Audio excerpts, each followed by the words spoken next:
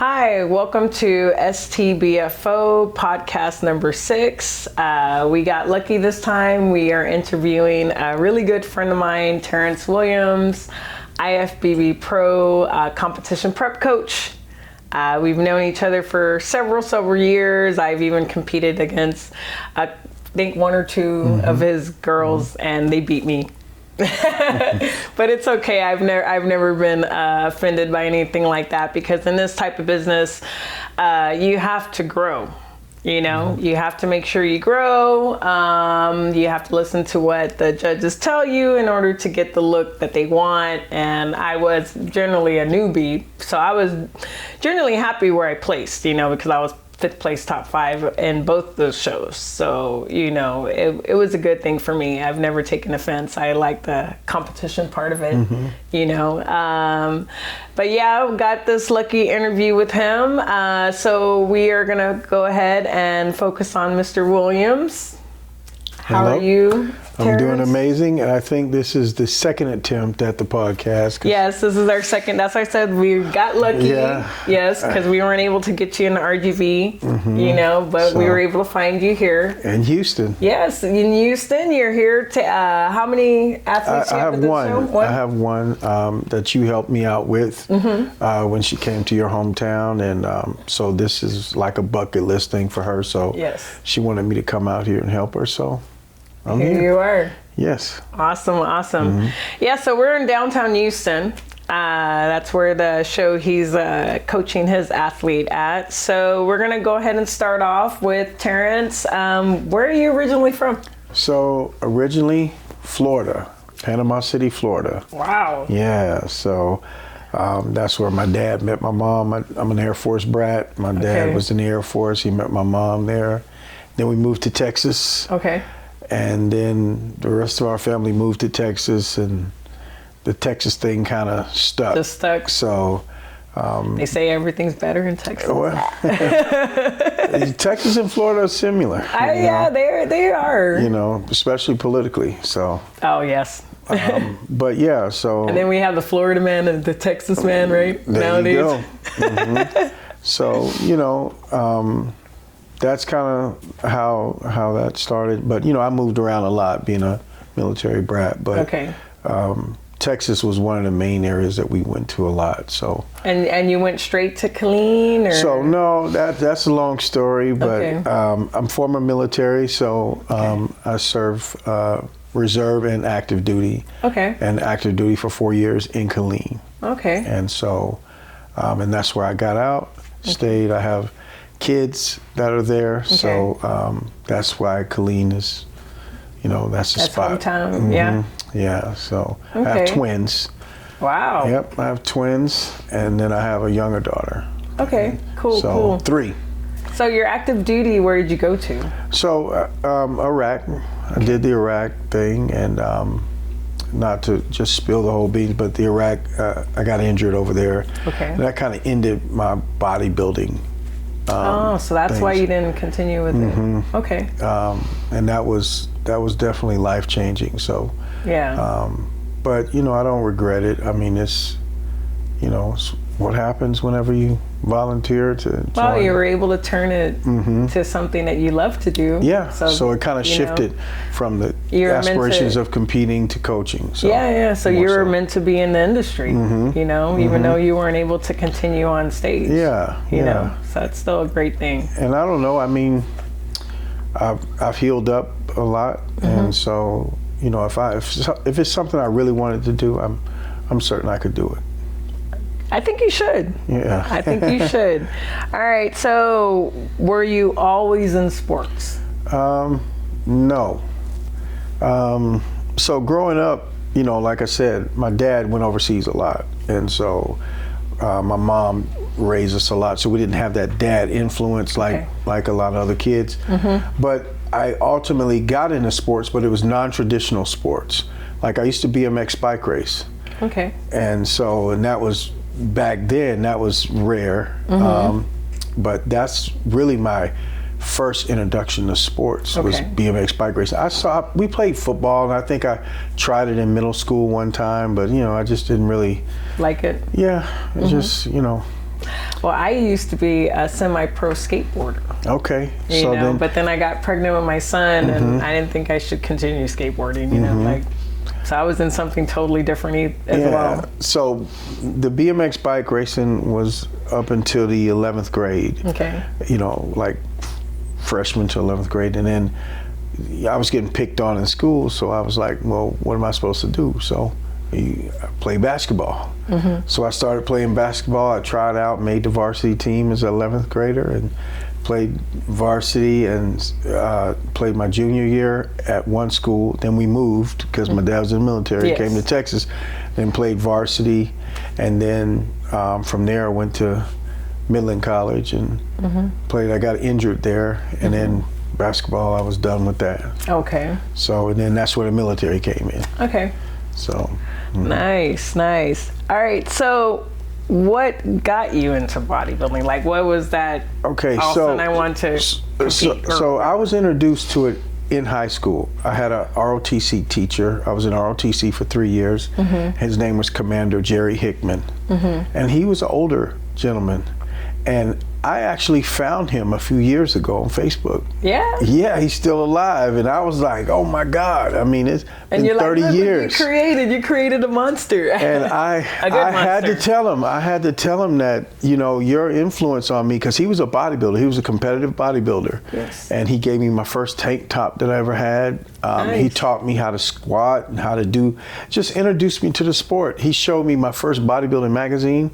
And the first bodybuilder I ever seen in a magazine was Sean Ray. Wow. So the ironic thing about that is this logo, which I'll tell you about later, this last set, best set, that motto comes from Sean Ray. Wow. So I kind of adopted it, and you know, it just stuck with me, but all from that beginning. That's cool. You made that huge of an impression on you. So I kind of backed away from it. Then I came back to it, you know. And then once I came back to it, I just kept doing it. So what did he say when you told him about, like? He was blown away. He was blown away. Now we're Facebook friends. You know, he's like 80-something years old. Wow. I bet you livened up like. Oh man, I want to see him. Yes. Actually, I would love to go to Virginia. So he wound up stopped teaching, and then he became a police officer, and then I think he's retired now, of course. But he was just blown away. He's sharp. He's very sharp in the mind, still all of that. So it was exciting to talk to him. I didn't even know if he was alive, you know. That's cool, man. He's like pushing, he says, I look better than a lot of 80-plus-year-olds my age. So like that famous one, Ernestine Shepherd, man. Hopefully I end up like her if God wants me to live that long. You know, I'll be that old sexy lady in the gym. But the weird thing is he did not know that the seed he planted, you know. Exactly. And how that would manifest itself later on, years later, 30 years later. Yeah. 35 years later, or what have you. Yeah. Yes. I had never had dreams of ever getting into bodybuilding, you know, myself. Mine was, I kept on getting, like, I had become a personal trainer, and I was already pretty built. I already had been, I was using the Arnold method for many, many years after I lost all my weight and got cut, you know? And when I became a trainer, I kept on seeing, like, you know, these people like, oh, my coach or my trainer competed and blah, blah, blah. And the trainer looking like, you know, and then I'm looking at his picture and it don't even look like what I've seen in the magazine. I'm like, is this really all I got to do to get clients, you know? So that's how I started. And then I got hooked. You know, and it's been rewarding. You know, it has its peaks and valleys. But I'm thankful for the opportunity to do it. That's good. That's good. All right. So when did you decide, well, we got into bodybuilding. So let's talk about when you were competing. Like, when was your first show? So my first show was in 1998. I moved from Texas to Florida. And there was actually, I was working at this place called Total Body. It was like a supplement store. And this guy was saying, well, there's a competition. No, first I was working at Nationwide Fitness. Okay. It was a gym. And he's like, there's a competition coming up this so-and-so. He said, you should do it. Now, mind you, I knew nothing about it. I was like, well, when is it? Oh, it's like next weekend. I was like, next weekend. I said, I'm off. I'll do it. Yeah. I don't have to work. So you didn't prep nothing? I had no clue about anything. Did you look I just showed up. I just like, okay, well, what do? I need some baby oil. Yeah. And went out there and, and actually I wound up placing second. And then That's I placed awesome. third. And I looked at a few videos prior to, just to kind of get it down. But I had no clue. But I was, but when I was backstage, I was looking around and I was like, I looking at me and I'm looking at them and I was processing it and like, something ain't right here. Yeah. And, but I just was like, I'm gonna just do my thing, whatever.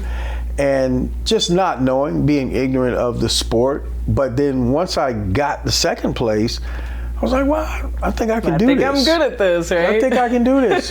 So I wind up doing another show that same year, and I did better. I think I was upset because I got second. Like, I don't know. Yeah. You know what I mean? Like, you don't know about a sport. So, and I did that one, and I didn't do as well.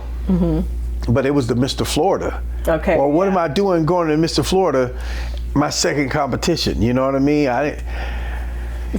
Some people, they reach for the stars right away. You know what I'm saying? They already want to go to the big shows. But it was some learning. It was a big learning curve. Yeah. And, learning from the failures. And then after that, and it took me a total of 3 years to win my first show. Okay. And I was self-taught.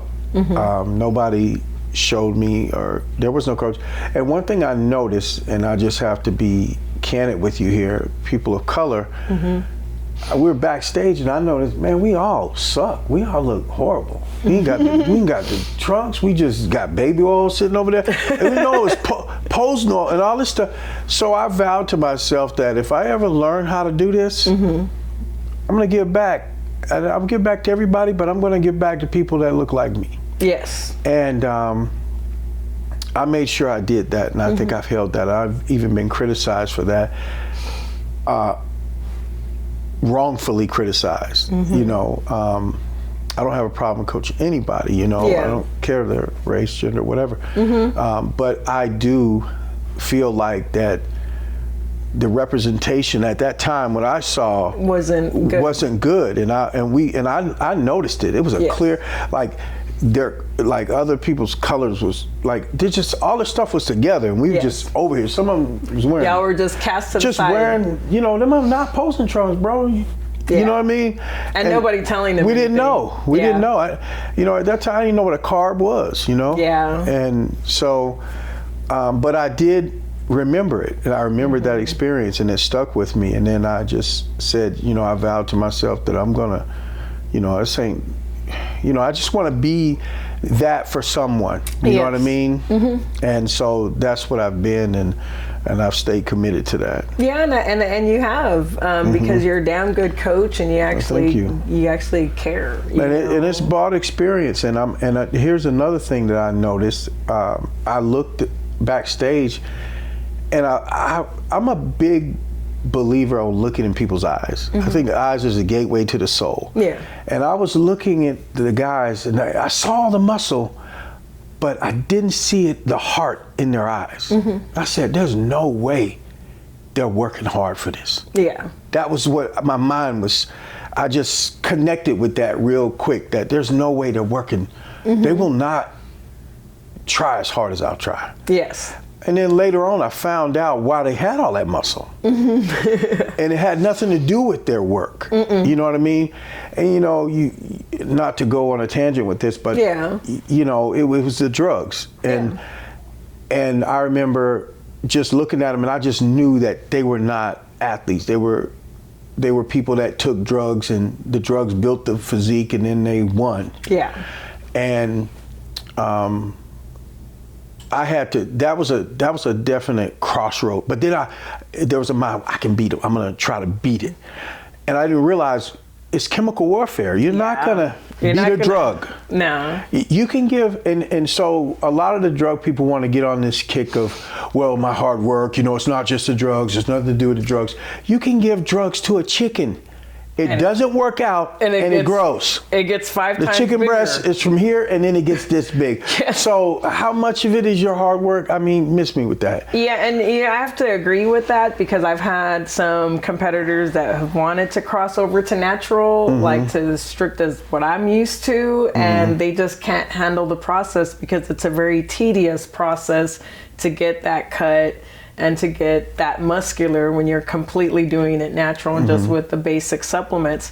They're so used to getting cut super fast, getting dried out super fast, and then the muscular growth is like, I mean, they like in 3 months they could gain like 20, 30 pounds of muscle. So let me tell you, ignorance is bliss in some cases, because I for the longest I thought they just worked hard. Yeah. So I just said in my mind, okay, I just got to start lifting the weights that lift. And at one point, I was getting really strong and lifting a lot of the weights. A lot more than what they were, but not as big, right? Just a lot of weights, like, because at that time, I think Ronnie was going big and all these other, and I was trying to get there, you know what I mean? And I was lifting weights that I didn't think I could lift, but it didn't result in that look. Yes. You know what I mean? Yes. And I had to come to realization that that's not what it is. Yeah. And because you can try, but then once you keep trying and you realize, then you have to think about what else is it. And then I remember going to my mom, because I'm competitive, okay? I wanted to win. Yes. So I remember going to my mom and I said, Mom, these guys are doing this stuff, steroids, and they winning and stuff. And she said to me, Terrance, if you got to do that, then you don't need it. That simple advice right there. Yeah. And and I stuck with that. And now, fast forward years later, I'm seeing a lot of those guys dropping dead. Yeah, it's the same with me. And I just started in 2011. And it's been an epidemic this last couple of years. Yeah. So I would have been in that class. You would have been messed up if that were the case. And no one knows their days as far as how long they're going to live or what have you. But we have to be honest that it accelerates it. It does.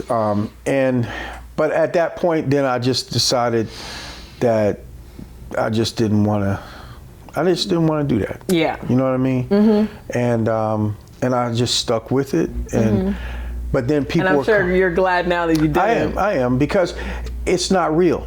Yeah. No matter, it's not real. What you're looking at is a lie. It's not the truth. Yes. And that's the way I see it when I see it now. It's not the truth. It's not a symbol of strength. It's not a symbol of health. It's not a symbol of fitness. It's not a symbol of character. It's not a symbol, it's just not. Yeah. And I'm not there to bash. You can do whatever you want to do, but you're only going to get a certain level of respect from me. Yeah. That's it. You know what I mean? And that's where I'm at with that. Yeah, and I could totally understand where you're coming from, because like I said, when I first started competing, I went for INBF because I didn't believe in anything with NPC. So I've traveled all the way to San Antonio.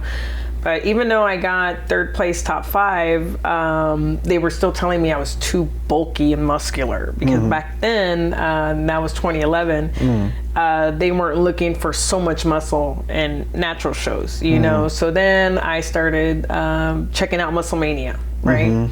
And that was random testing, not the lie detector test with the piss test, right? And even them were telling me I was way too muscular. That's why I'm not placing high. They want a more, in Spanish we say delgada, meaning slimmer figure. You know what I'm saying? So that's why I jumped into NPC. I'm like, well, if I'm too muscular for the natural shows, I mean, might as well see how I'll do with NPC. And the first show I did with them, I think it was a shredder. And I got 5th place my first time. And then I went and did the Texas State Naturals. Okay, so that was your second NPC show. So okay. It was Texas Shredder, and then it was Battle on the Bay. That was my second one. Okay. And that one I got 3rd place. Then I went to Texas State Naturals and I got 5th when I went up against your girl. Yes. You know, there. And so I felt content, like, okay, even though I'm natural, I'm still holding my own against these women that I know obviously are on stuff. Let's see how far this goes. And then I went back to Shredder, and then that's when I won Texas for Masters figure. Okay. You know, so then from there, that's when I went to Tanique, and I saw you guys out there. In New Jersey. And yeah, New Jersey. And actually all 3 of them turned pro. Yeah. Out there. Yeah, I got 11th place out of 75, which I was still happy. And that you know, for placing that first time at that time, you know. But that's where they gave me my ultimatum that I needed to start doing, you know, other stuff to move up. And I'm like, but you thought I was on stuff, so why do I need to do anything, you know? Oh, now that we know that you're a complete natural, we won't let you move up unless you're one of us. I mean, that's straight up what they told me, one of the judges there. And I'm like, look, I'm willing to just compete in nationals. If it takes 2 or 3 years for me to get that size, I'm willing to do it. What's the problem? We won't let you move up. That's just straight up with it. I'm like, you know what? Thank you so much for your time, but that's not the reason why I got into this sport. I'm like, what a lot of you people don't understand is bodybuilding for me saved me from drug abuse, alcoholism, depression, anger issues, all these bad things. And you're telling me to go and start doing stuff like that again, but it's pharmaceutical. Still drug addicts. Yes, I'm like, I can't do that. I promised God that I was going to become a different person, and I'm not going to risk my life for a plastic trophy. So thank you very much. And that's when I went back to INBF, and I got my first pro card with them with female physique. And that's when Dave Gooden left NPC, and he did his Texas State Naturals with INBF because he used to be a WNBF pro before he went to IFBB. So I got my first pro card there, and then the year after I got figure in New York City. Okay. You know, that's what's up. One Big Apple. You managed to climb the ranks. Yeah, and I stayed like that. So I totally get what you're saying. And throughout the years, the athletes have just gotten bigger and bigger. And even back in those days, I mean, there was at least an average of 10 to 15 athletes dying every year, you know, and they were always with this stuff like, oh, it's because they ate ice cream too fast and they went into diabetic shock. And it's like, but they're not diabetic. How the hell are you going to go diabetic shock? And I'm the only one questioning this stuff, everybody else believing it. You know what I'm saying? So I think just now it got more exposed because of social media. They can't control it. And also we actually have some major pros dying this time. You know, what's his name? What's his name? Sean, the Sean one 2018? He was a Mr. Olympia. Yeah, so that's as big as you get. Yes. And he passed away. And after they screwed him over before that.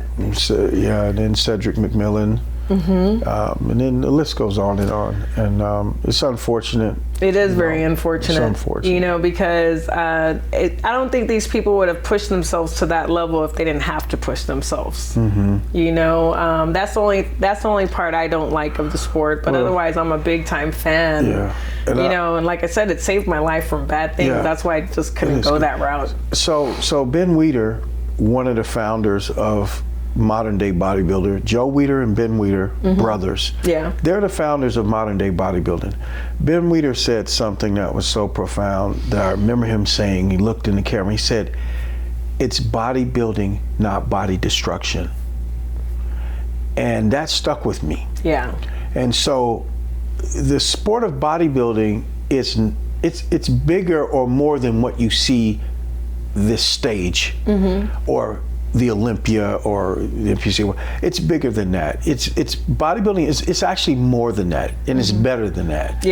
And it's just that they tend to define it as that. But bodybuilding is not body destruction. And actually what they're doing is destroying their bodies. They are. I mean, you know what I mean? I honestly don't see what's so attractive and they have about to give it back. Having them so huge that their bellies are distended because their organs have grown even if they don't have that, even if they have the perfect symmetry, tight midsection, but it's all chemical induced. It's a distortion of what reality is. Especially when they're lying and saying they're natty. It's distorted. And what is sad about it is it gives people this false perception of exactly what a great physique actually looks like, what a healthy physique actually looks like. It's all a lie. It is. And you've got to make sure that you use discernment and being able to put that where it needs to be. Yes. You know, because if you look at you and you look at that and you compare yourself and you can get down on yourself, but that's not real. Yeah, it makes a lot of people feel it's inadequate. Not real. You know? But it's not real. It's not the truth. And if you let that take over you, it'll consume you, and you'll be overwhelmed. You'll feel bad and feel like, you know, my body just ain't. Yeah. And that's not the case. See, I never did. And they actually, when I left NPC, tried to make an example of me for leaving, which was kind of like, I mean, first off, y'all never sponsored none of my shows, never sponsored me, never sent me free shit. Why am I being made into an example? You know, when I got the 2015 pro card, the second pro card in New York City, that following year at the 2015 Phil Heath, I took some athletes to, what's his name, the old Texas chair. Lee Thompson? I remember him. Yeah, and they had him jump me at the show. Yeah, you were telling me a little bit about that, and that's just. And see, I'm from the hood, dude. I ain't scared of nothing. I've lived on the streets before. I've ate from trash cans. I came from a very, very like destructive family and stuff like that. So they're little. I call it the Scooby-Doo thing, you know, when the bad guy from Scooby-Doo is like telling you everything bad they're gonna do to you. That's how it looked like, you know what I'm saying? So I was like, if you're gonna do something, do it now. I was like, F you, like, oh. Luckily, by the grace of God, I didn't get my face rearranged. Yeah. I was able to use my phone as a deflection, and they all ran because I told them I was recording everything, so they all ran and stuff like that. But yeah, I mean, it's sad that it's been basically turned into a gang. You know? I think those pockets exist. Ironically, they exist in just about everything you get involved in. And I don't let that like define my perception of it. I mean, I really do this, and I'm a part of this because of the love of it, the genuine love of it that I have, and what I'm able to give. I believe it's a gift, and I believe that it's God blessing me to be able to do it. To help others, and it's just a matter of you knowing that, staying humble with that, knowing that, and just doing the absolute best you can with it. The circumstances. Because that's not to say I haven't dealt with obstacles and all kind of stuff, NPC and IFBB. And you know, because that's mainly where I've been involved in, because that's what my athletes wanted to compete in. Yes. So, and I don't know if that's, we're skipping over a few bullets in your... No, I mean, you know, I have them numbered, so we'll... Okay. But, you know, so, but it's genuinely, this is just, I have accepted that this is part of my purpose. Yeah, and that's how I feel for myself, because like I said, I was not into none of this stuff before, you know, and then when I got into this, and then I learned how to, because I coached myself also, I made myself into a 2-card pro, and I did ask for help at the beginning, but they didn't want to help me. I was the first person in my area to start giving posing classes. As soon as I started giving posing classes, and I waited really until I was a pro to do that, because I felt like credibility. I can't be giving posing classes. I don't know what the hell I'm doing. And I've always been like that. Same thing before I became a trainer, I was a Zumba instructor. Of course I have all the ladies there. Train me, you know, I'm like, but I'm not a trainer. Oh, well, I'll still pay you whatever. And I'm like, yeah, but I don't know what I'm doing. I don't want to hurt you, you know? Other people, they don't care. They'll just do whatever, you know what I'm saying? So it was the same thing for this. I was like, wow, this is something that's really leading a path for me, and I feel like God is leading me down this way, so I better respect it, you know? So when I left the NPC, I mean, if I had clients that came to me later, that's the show I want to do, I went ahead and coached them, you know? It wasn't... It's business. It is business, and I warned them, though. I mean, I'm not going to tell you, don't do the show. But I'm just telling you this, if this is the route you're going to go, you're eventually going to have to do this if you really want that card, you know? I'm just letting you know, I've already been through it. That's why I went back with natural shows, you know. But hey, I understand the platform's huge. The likes are like compared to natural organizations. But if that's what you want, I'm here to help you. You know, me personally, I never gravitated to, oh, I need the most likes on my social media. That's why I'm going there. Or I need to be at these shows. I was perfectly fine with seeing all the hard work that I put into myself and what I was able to create, and then again create for my clients. I love the whole process of when they start listening to you and the body just comes together, and that's what gives me my high. It is fulfilling, you know, especially when you have someone that listens. Yes, when they listen and then they look the best on stage, and they went to all their posing classes and all that stuff, and they place like you told them, like, I mean, I never tell anybody they're going to be number one, but I'm like, well, you could definitely place. It just depends how many people are there. We also got to know who our competition is, because I always tell them that too. Like, hey, just remember, you're going into a novice or you're an amateur, but there's 10-year amateurs here. So it is. And and if they haven't done this show, they can sign up as novice, even though they look all crazy, you know? So never come into a place thinking, oh, I got this or whatever. You never know what competition's showing up. You should always go into it that you want to beat your former self. That's true. You always want to look better than what you did before, because you never know who's going to show up. Yeah, you sound like a coach. It was a few years, you know. I still am. I do a few here and there. I just don't do the team stuff anymore because they drove me bananas with that stuff. So when did you decide that you were going to have a team, or when you created Team Williams? So let me just tell you about this Team Williams.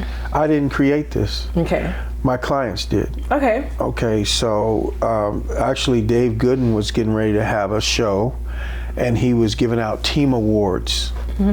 And so you kind of had to come up with a team just for the show. Okay.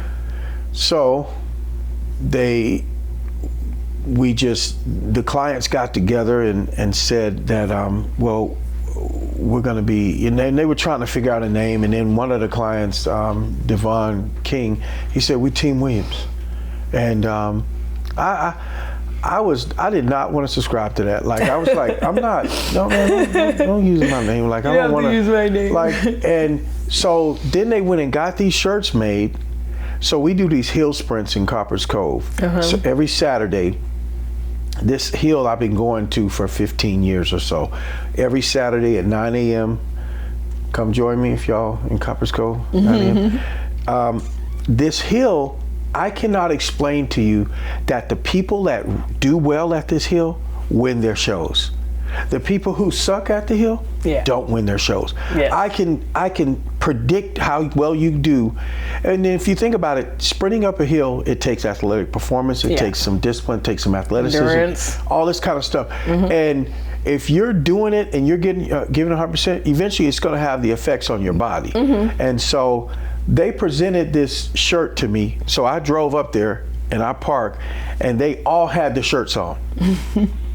And I'm like, what are they wearing, man? Yeah. And so I get up there, and then they give me this shirt, and they say, here, this is our team. And I'm like, man. And then it was a shirt. I still have the shirt, and it's had this on it. And then they always heard me say last set, best set. Yeah. So Isaiah made the logo, and he put this on it. Yes. And then he put the TW and Team Williams. And on the back, it said, your trainer's favorite trainer. That's not my personality. Yeah. And that's why I didn't wear it but that one time, but then they started getting the shirts in, and it just stuck. And I had no idea. I wouldn't have picked my name. Yeah. And I had to kind of humble myself with that, because why not? Well, here's the thing. I didn't want to put my name. I always just wear a blank shirt. I wore like just no, like, and then I started thinking about all the people in society. Tommy Hilfiger. Yes. You know, who are these? Versace, all these, they're their names. Yeah. There's people, Ford, the car Ford, that's somebody's name. Exactly. You know what I mean? Ferrari is somebody's name. So all these brands that we, you know, worship are people's names. So I had to just humble myself and accept the fact that, hey, it's my name. Yes. And it's okay. Yes, you know? And why not? You're coaching like unbelievable athletes, so the want team. that recognition. So to say the team Williams is the brand. Yeah. The team is just based on who's there. Yes. You know what I mean? It's not like, hey, you sign up, you're a part of this team. You know, it's not that kind of thing. The team Williams is the brand. That is just, it's the brand. Yes, we're a team, but we're a team if it's just me and my client. One client, we're a team. So that's kind of how that started. And it's grown on me. Except I got in my studio, I have a huge logo, I don't know, 36-inch LED lit, changes all the colors. This. Yeah. I never thought of this, you know what I mean? And so my daughter, it was her idea to get it as a logo, so yeah. But that was amazing for them to do that. It was. They presented it to me. Yes. I had no and even nothing when you to do didn't with even like it, they're like, no, you're gonna. Yeah, I had nothing whatsoever to do with it. Yeah. And so, I just now I wear it every day. That's awesome. That's a great, and it's great humbling. story. Yeah, it is. Yeah. And especially when they wanted your name. Yeah, it's humbling. That is totally awesome. Okay, so since you've been a coach, how many pros, IFBB pros, have you made? Because you've mostly focused on them, right? Yeah. Well, so it's not about that. I do have. I think there are like 5 that turn pro. That game is a different game. I had 3 turn pro at the same time when you were there. Everybody that I brought turned pro. Yeah. And that was a career highlight. And, it was just a special moment. We didn't expect it, but, it just happened that way. Yeah. But I trained them all together. So, and I said, well, obviously I'm doing something right. Yes. Because, all the 3 people I trained turned pro. And there was one girl who left the team. She went there, and we saw her on the plane, and then we get there, and things went down, and she didn't. And it's like, man, you should have stuck with us, man. It could have been 4. I don't know. Yeah. But and then there was a few that I trained. So you know how you get some client and you get them up to a certain point, you develop them. Yeah. And then when they're developed, then somebody else takes it like from here to here. Yeah. No, they just take it from here to here and they turn pro. Yeah. But they didn't put in all this groundwork here. I know. So you know what? That's my pro. Yeah. You know what I mean? And so I've had some clients like that, I had one like that, but I think she felt bad about that where she ended up doing my show. Like their foundation is built with you, and the foundation is huge in anything. And you teach them the work ethic, and then, you go and get with, whoever, and they do the little bit, and now you're, Yeah, so. And that's one thing I do not do as a coach. I do not get in other people's inboxes and to be trying to pull them from. No, I don't do that either. And one of the guys that used to work for me, he's a coach now, and he's still like learning and stuff, but I noticed that like a couple times when we would talk, he would tell me about, I got in this girl's inbox and I was like, hey, I think you could do better, blah, blah, blah, and all this stuff. And I'm like, why are you going in that girl's inbox? Yeah. She isn't asking you. Yeah, I think that's unprofessional. Well, it's not about what you think though. You get mad at other people doing that to you. Why are you doing it too? Yeah. I've never done that. I've never gone into another coach's athlete, you could do better with me, or thinking about training with me. I've never done that. But I've had that done to me a lot. You know? But like I said, I prep my clients like completely natural, and then it's like, it's also their food combination that I work with, because I did a lot of studying on different foods besides the asparagus, sweet potatoes, and that stuff. So when they get these people, they actually mess them up because they don't know the way I prep. They think it's the standard prep that you just get from anybody in the body, and it's not. It's a lot more intricate than that. But that's one thing I've never done. I've never done that stuff. Yeah, I don't believe in doing that. I will reiterate on the turning pro. I don't think that defines success. Okay.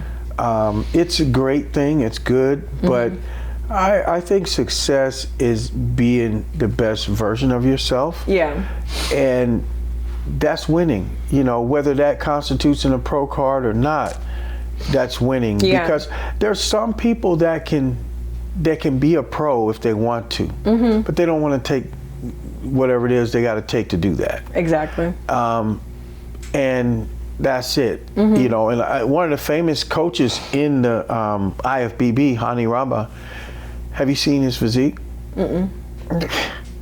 I know you that. would, first of all, if you've seen him, you would not hire him to help you to train. I know that the real famous, that wasn't his name, Ono, something like that. Yeah, body by the body by what? I don't know. Don't get me started. But I'm just saying, a lot of them, you know, they don't look. And I'm not going to take anything away from knowledge, because you can know what you're doing and not look the part. Some of your best barbers, they don't have the best haircuts, but they can cut some hair. You know what I mean? They can cut some hair, but you look at it, it's just jacked up. But they get under the clippers and they get you straight. So I don't always judge a book by its cover. You know, but I do want to be an example. And fitness is important to me. Yes. You know, whereas some other people it's not important to. Yeah. But I think that the how many pros and all that stuff, I just don't think I don't hold that as weight. Yeah. You know what I mean? Because you got some of these teams out here that they're sponsors, they title sponsor shows. And then they turn into pros. You know, and so it's a lot of stuff that could work in their favor. So yeah, it took me 4 years to get my first pro card, which but it is good, and I'm happy for people if that's a goal they want to accomplish. And then great, and it's awesome. But I do have to admit that nowadays it seems like they're just throwing it at them. Well, you know, like with the whole pandemic, I guess, because there's not a lot of athletes. It looks like so many people are getting their pro cards with IFBB, but also with GBO. It looks like the GBO shows don't even have like 15 athletes, and they're giving out pro cards. Like, that's Bob. I know Bob. And then I know Bob very well too. I brought him in my area. You know, I introduced him in my area, but that's kind of like, you know, false advertising for the pro themselves, because you're making them feel like they're a pro, but they're not even developed like a pro yet. So when they actually go to a pro show, they're gonna get hammered, because it takes several years to get that muscle definition, whether you're natural or not. Right. You know, to look like a pro. Yeah. And lately I've been seeing a lot of pros that they shouldn't look like they shouldn't even be on stage. Yeah, you know, you can always have some slip through the cracks. You know, and yeah, politics plays a lot in it. How much money you got, if you sponsored this, sponsored that. I was with WNBF for I think almost 8 years, and I was their only one from Texas, and you would think, well, she's our only one from Texas. Let's like really focus on this girl, or like bring her in or whatever. She has 5 years of judging with Naturally Fit, 2 years of judging with GBO, and then I was judging with IFBB Physique. Never once did they ask me to come and judge any of their shows. What, the NBC? No, WNBF. WNBF, oh, okay. With Nancy Andrews and them. Okay. Never once. 8 years I'm a pro with you guys or whatever, you know, not once, right? So when Wayne D'Amelia contacted me, first he contacted me and was saying he wanted me to judge, and then he started giving me his real ideas of what he wanted to do. And then the more I worked with him, that's when he kind of was like egging me on to promote a show. And I'm like, well, honestly, it's something I've always wanted, but I've had so much burn done to me from these other groups that I'm not sure. But I mean, yeah, if you're willing to work with me and stuff like that, I mean, but if I see anything that I don't like, I mean, I'm going to just pull myself away. And he's like, no, we want to grow this organization. We want to do all these great things. And I have to say that he's been one of the best people behind me. You introduced me to him, and I got a chance to talk with him. And he definitely has a lot of knowledge, and, you know, and he's always willing to share. He's always been 100% with me. Always took care of me as well. Like he sent us to Florida to man the Miami Grand Prix before the pandemic happened. All our hotel rooms were taken care of. You know, we came out in their magazine and everything like that. Got to go out to eat. I mean, I've never had none of those people do that. So when I got my show, I was still a pro with WNBF. And my show's an amateur show. It's not anything, you know. she had the audacity to try to curse me out that, you know, what the heck that I think I was doing and all this stuff. And like I said, I'm from the hood, dude. I do not tolerate anybody talking to me like that. And especially when you haven't done nothing for me. And I told her to where to stick it. And I told her to stick those stupid pro cards up her, you know, because it's like, I've been with y'all 8 years. 8 years. Not once have you offered me anything. And you, oh, well, we always want to text. 8 years I've been here and you discarded me. Why? Because I wasn't on one of your biggest teams. I wasn't sponsored by the biggest label or all this other stuff. And I'm just supposed to wait for you to decide, like, what was it going to take 10 years? Was it going to take you 15 years? I mean, this person gave me this huge opportunity and done all these great things for me in a matter of 3 years that y'all never done. And you just have to respect it. Yes. You just know, have to respect it. And then she was like, oh, well, you know, this and that. I'm like, nah, it's over. It's over. Take these pro cards. I'm never coming back. Good luck with getting Texas now. They got kicked out because Naturally Fit kicked them out. Naturally Fit used to be with them. Alamo Showdown and all of them were with them. I'm not sure what happened, but they decided Naturally Fit was going to make their own federation and kick WNBF out. So you would think you already got kicked out by the major federation here. You have one WNBF pro that is dedicated coming to your show, and you discard that person, and then you think you could tell them how to run their business and all that, like, get the hell on. So it's the same for the IFBB, the GBO, the natural ones too. It's all politics and drama. Yeah, you're going to deal with something no matter what you get in. Yeah, and it's sad that it has to be polluted that way, you know, and that's another reason why I wanted my own show, was to be able to provide athletes a platform where it was fair and just, you know, not because someone brought a whole bunch of team of people and the title sponsor, I'm just gonna like, oh yeah, they're pros. Like, no, it's not like that. You know, and so me and my partner Ronnie, I mean, that's what we're trying to build down here and stuff. And I mean, we're starting off small, which I don't care. I've built my business from 500 square feet. So starting a small show is not a big deal for me because and at the end, everybody's talking about me and they're all talking about my show. So whether it's good or bad, I'm still getting all the marketing and I'm still getting athletes looking for me to coach them for any show. So I was willing to take the bite for it, you know. And like I say, I'm excited to see how it continues to grow, you know. And it's just time and consistency, just like with anything else. Yeah, definitely.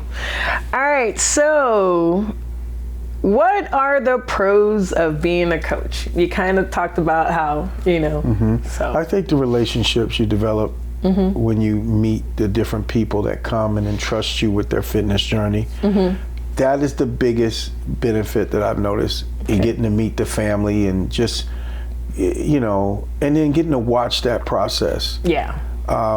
That's really rewarding and probably more rewarding than the end. Yeah. It's just seeing the growth of that person as they go. I think that's the part where I get the total high from. Like once they start listening. Yeah. And you just see the body just coming together, like and the everything, person, you know. and the person up here. Yes. You know, comes together. And then, you know, the end result, if they win and all that kind of stuff, is just icing on the cake. Yeah. But it's that development, that growth. Yes. Just that's undoubtedly that's the biggest reward. And what would be the cons of being a coach? Sometimes the being misunderstood. You know, when you know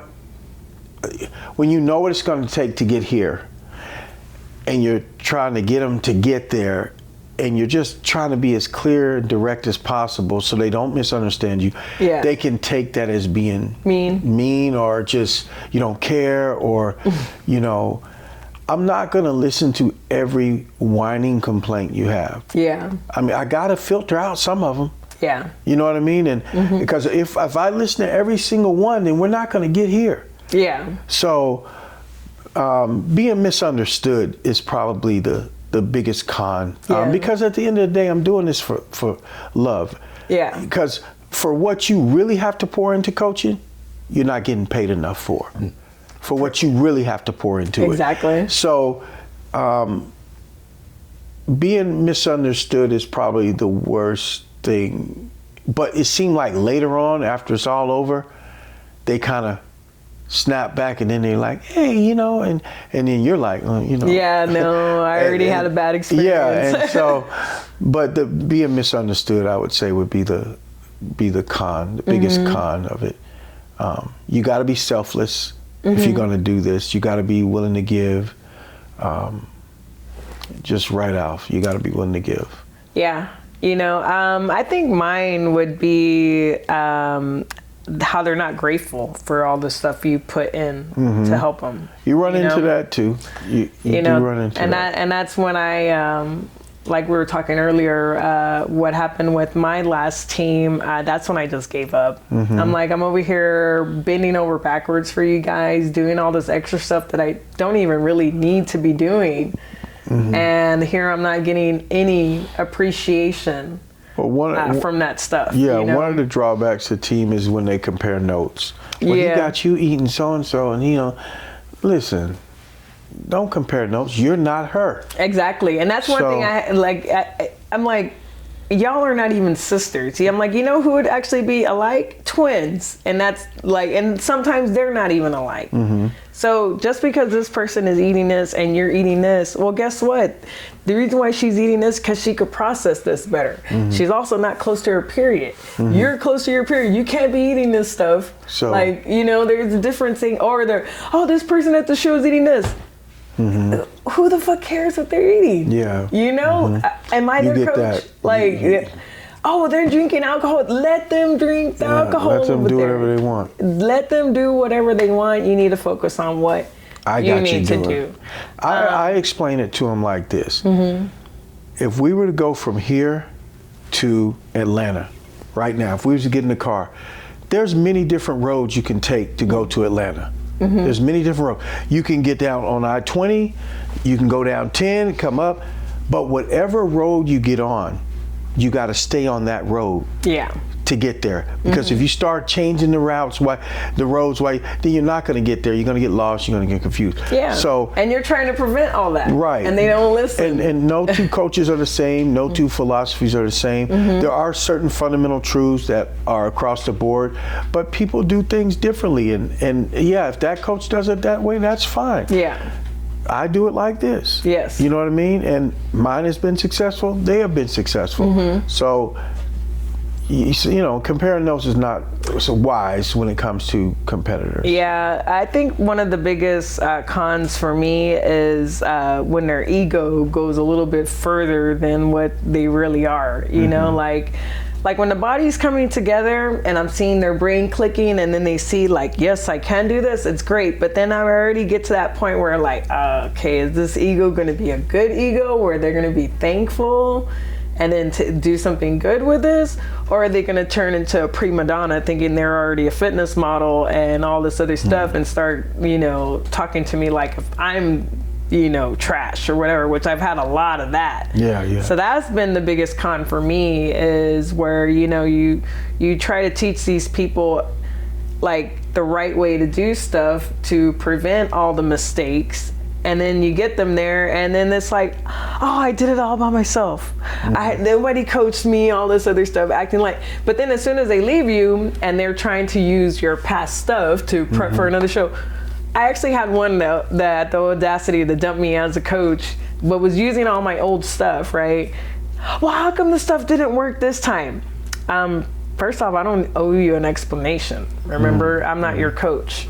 Second off, if you knew anything, you would know that those diets were what you were weighing last times, not what you're currently weighing this time. So why are you gonna look the same? Like, you know, you mentioned that. There is one other con that I've noticed, and it's very, very consistent amongst the successful clients, and it is pride. When they start getting, so think about, you get a girl, like I train a lot of girls, not by choice. I'm actually better at training bodybuilders. Yeah. But the guys have a lot of pride. Well, I know how to work out. I don't need. I'm not here coaching you questioning, do you know how to work out? Yeah. That's not, I'm just pushing you. Yes. Because if you think about the greatest in any sport, they have a coach. Exactly. Like you hear about Usain Bolt, yes, but you don't hear about is his coach. You hear about Serena Williams, coach. Yes. You hear about Michael Phelps, there's a coach. Yes. Michael Jordan, there's a coach. Tiger Woods, there's a coach. Yes. Any great, there is a coach. Floyd Mayweather, yes, a coach. The coach doesn't mean you don't know how to do whatever it is you're doing. Yeah. We are just here to push you and challenge you to be better. Yes, and we're seeing and then it guide from the you, outside. and we have eyes on you to, hey, you know, this and that. Things that you cannot see, we can see them. A lot of guys run into the pride with that. Yeah. They don't want to be humble and be willing to be coached. And when you stop willing to be coached, then you stop growing. Yeah. You know what I mean? But women are tending to be a little bit more humble in this field. But what happens is a woman who has 50 Instagram followers, you take her, you go to a big show and you win. All of a sudden her Instagram goes from 50 followers to 500. And then they're liking on all the pictures. And then from 500 it goes to 2,000 because you just won the next one and you won the next one. Yeah. And then you start getting people in their DM, oh, you're a goddess, oh, you great, oh, you God's gift to, oh my God, and guess what this does? The ego. This start doing this. Yes. And then after a while, this is what the people say. Why you with him? Why yes. you need him? I mean, you already got it. You already did you don't what need him coaching anymore, you know. Yeah. And this, I'm telling you this at facts. Yeah. Okay, I've lived it. And then then they turn on you. Yeah. And when they turn on you, they fall. Yeah. I've seen it. And so they'll go for a little bit, and I explain it to you like this. Let's say this light right here was running on a LiPo battery. So when they're with you, they're plugged in. Yes. Okay. Soon as they leave you, they're running on the battery. They're gonna go. It's gonna work, but it's gonna work for a while. And it's gonna look good. But guess what? As time goes by, the battery is starting to run down. Yes. You're gonna need a charge. You can't go back to the charging station. So guess what the light does? It goes out. And then you don't see them no more. Yeah. That happens all the time. Yeah. Okay. And it's in the precursor is pride. That's the indicator that is coming. Yeah. And not to get biblical on you, but pride comes before the fall. And humility before honor. The people that are humble and just stay humble, they keep climbing. Yeah. If you listen to Sydney Gillen, who is the 5-time reigning Miss Olympia, she had a video that came out and she was talking. She said stay humble like 5 times in the video. Didn't have to, but she said one thing I do is I stay humble. And I think she's, character-wise, she's amazing. And then the fact that she's conscious of that humility, you know, and she said at any point I can be beaten. So I'm humble. I'm not going to look down on people that I've already beaten or what have you. Yeah. She stays humble, and that's why she's climbed to the top. Yeah. And I respect that in her as a champion. Yeah, no, and a lot of them don't do that. Like when I would get attitudes from these people that were on my team that weren't even pros. They're still an amateur, you know, like, and acting all diva with me. Like if they're like, wait a minute, I'm the one on the fitness modeling agency. I'm the one that has 2 pro cards. My name is everywhere and everybody knows me. And I don't even act like that. Why are you acting like that? It's kind of, I put it like this. It's kind of like getting a lot of money. You can give some people money and they can handle it. Yeah. Then you give some other people money and it's the worst thing that ever happened to them because they don't know how to handle the money. Yeah. So when you give, like, let's say they start looking the best they've ever looked in their life and they start getting these compliments. Some people know how to handle that. They know where to put that.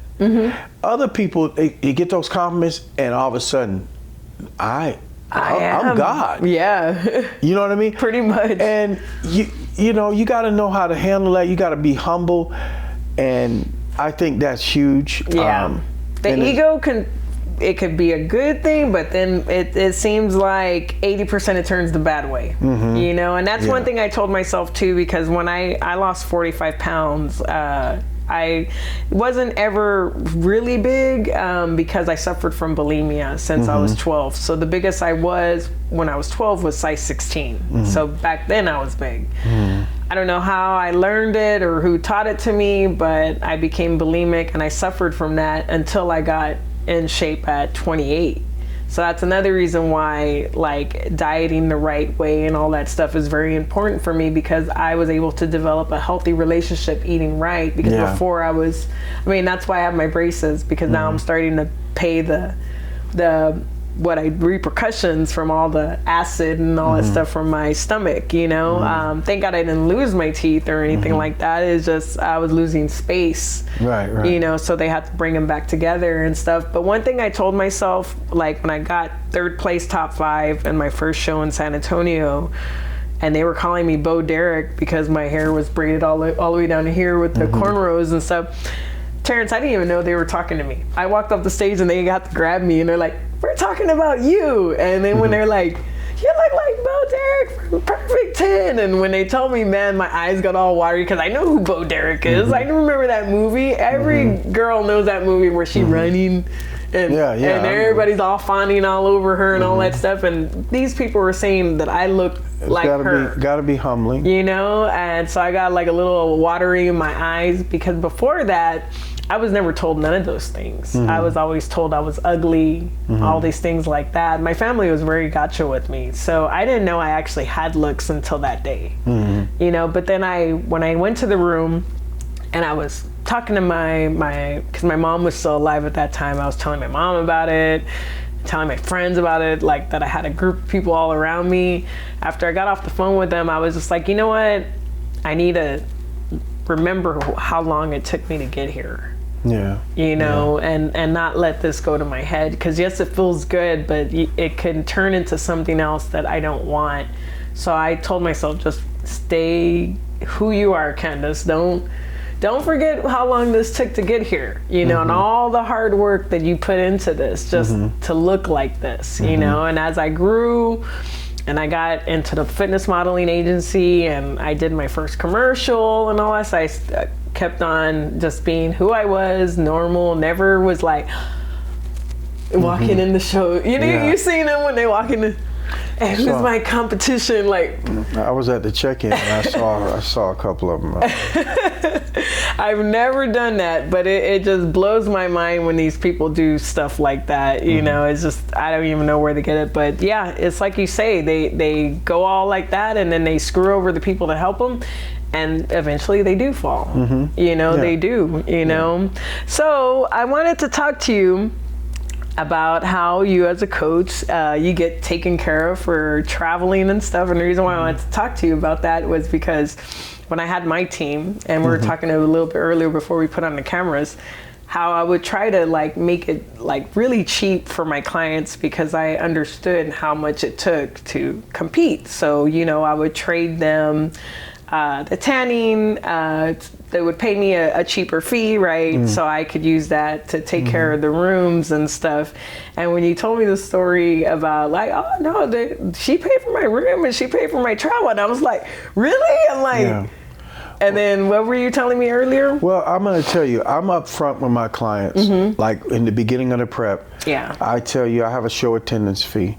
And I tell you that early so you can start saving up for it and put it aside if you want me to attend your show. Yes. Because it costs me to come here. It's not free. It's a lot, yeah. It's not free to come here. And I'm also providing a service once I get here. Yes. So I'm still at work. Yes.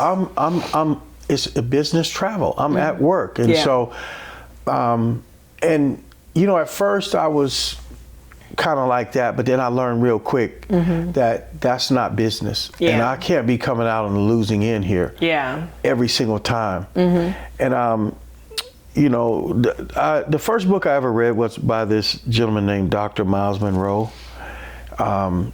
He passed away in a plane crash, but he had a book called Potential, and that was the first book I ever read cover to cover. And ever since that day, and I was in high school, I was a senior in high school when I read that book. The only book I ever read cover to cover in high school. And I listened to him later on, and he was talking to this other gentleman about knowing your worth. And he would give speeches and things like that. And he had this one speech where these people wanted him to come and speak. Yeah. And he asked his other friend, well, how much should I charge? And the other friend was like, well, I mean, you got to know how much he's like, what do you think, like $5,000? He say, $5,000? I charge double that. And you're a better speaker than me. Yeah. And he was like, well, so what, 20,000? He's like, yeah. He told him $20,000. Check was in the mail. Boom. They got him up there, $20,000. Yeah. Knowing your worth. Yes. Not inflating your worth, but knowing your worth, knowing your value, okay?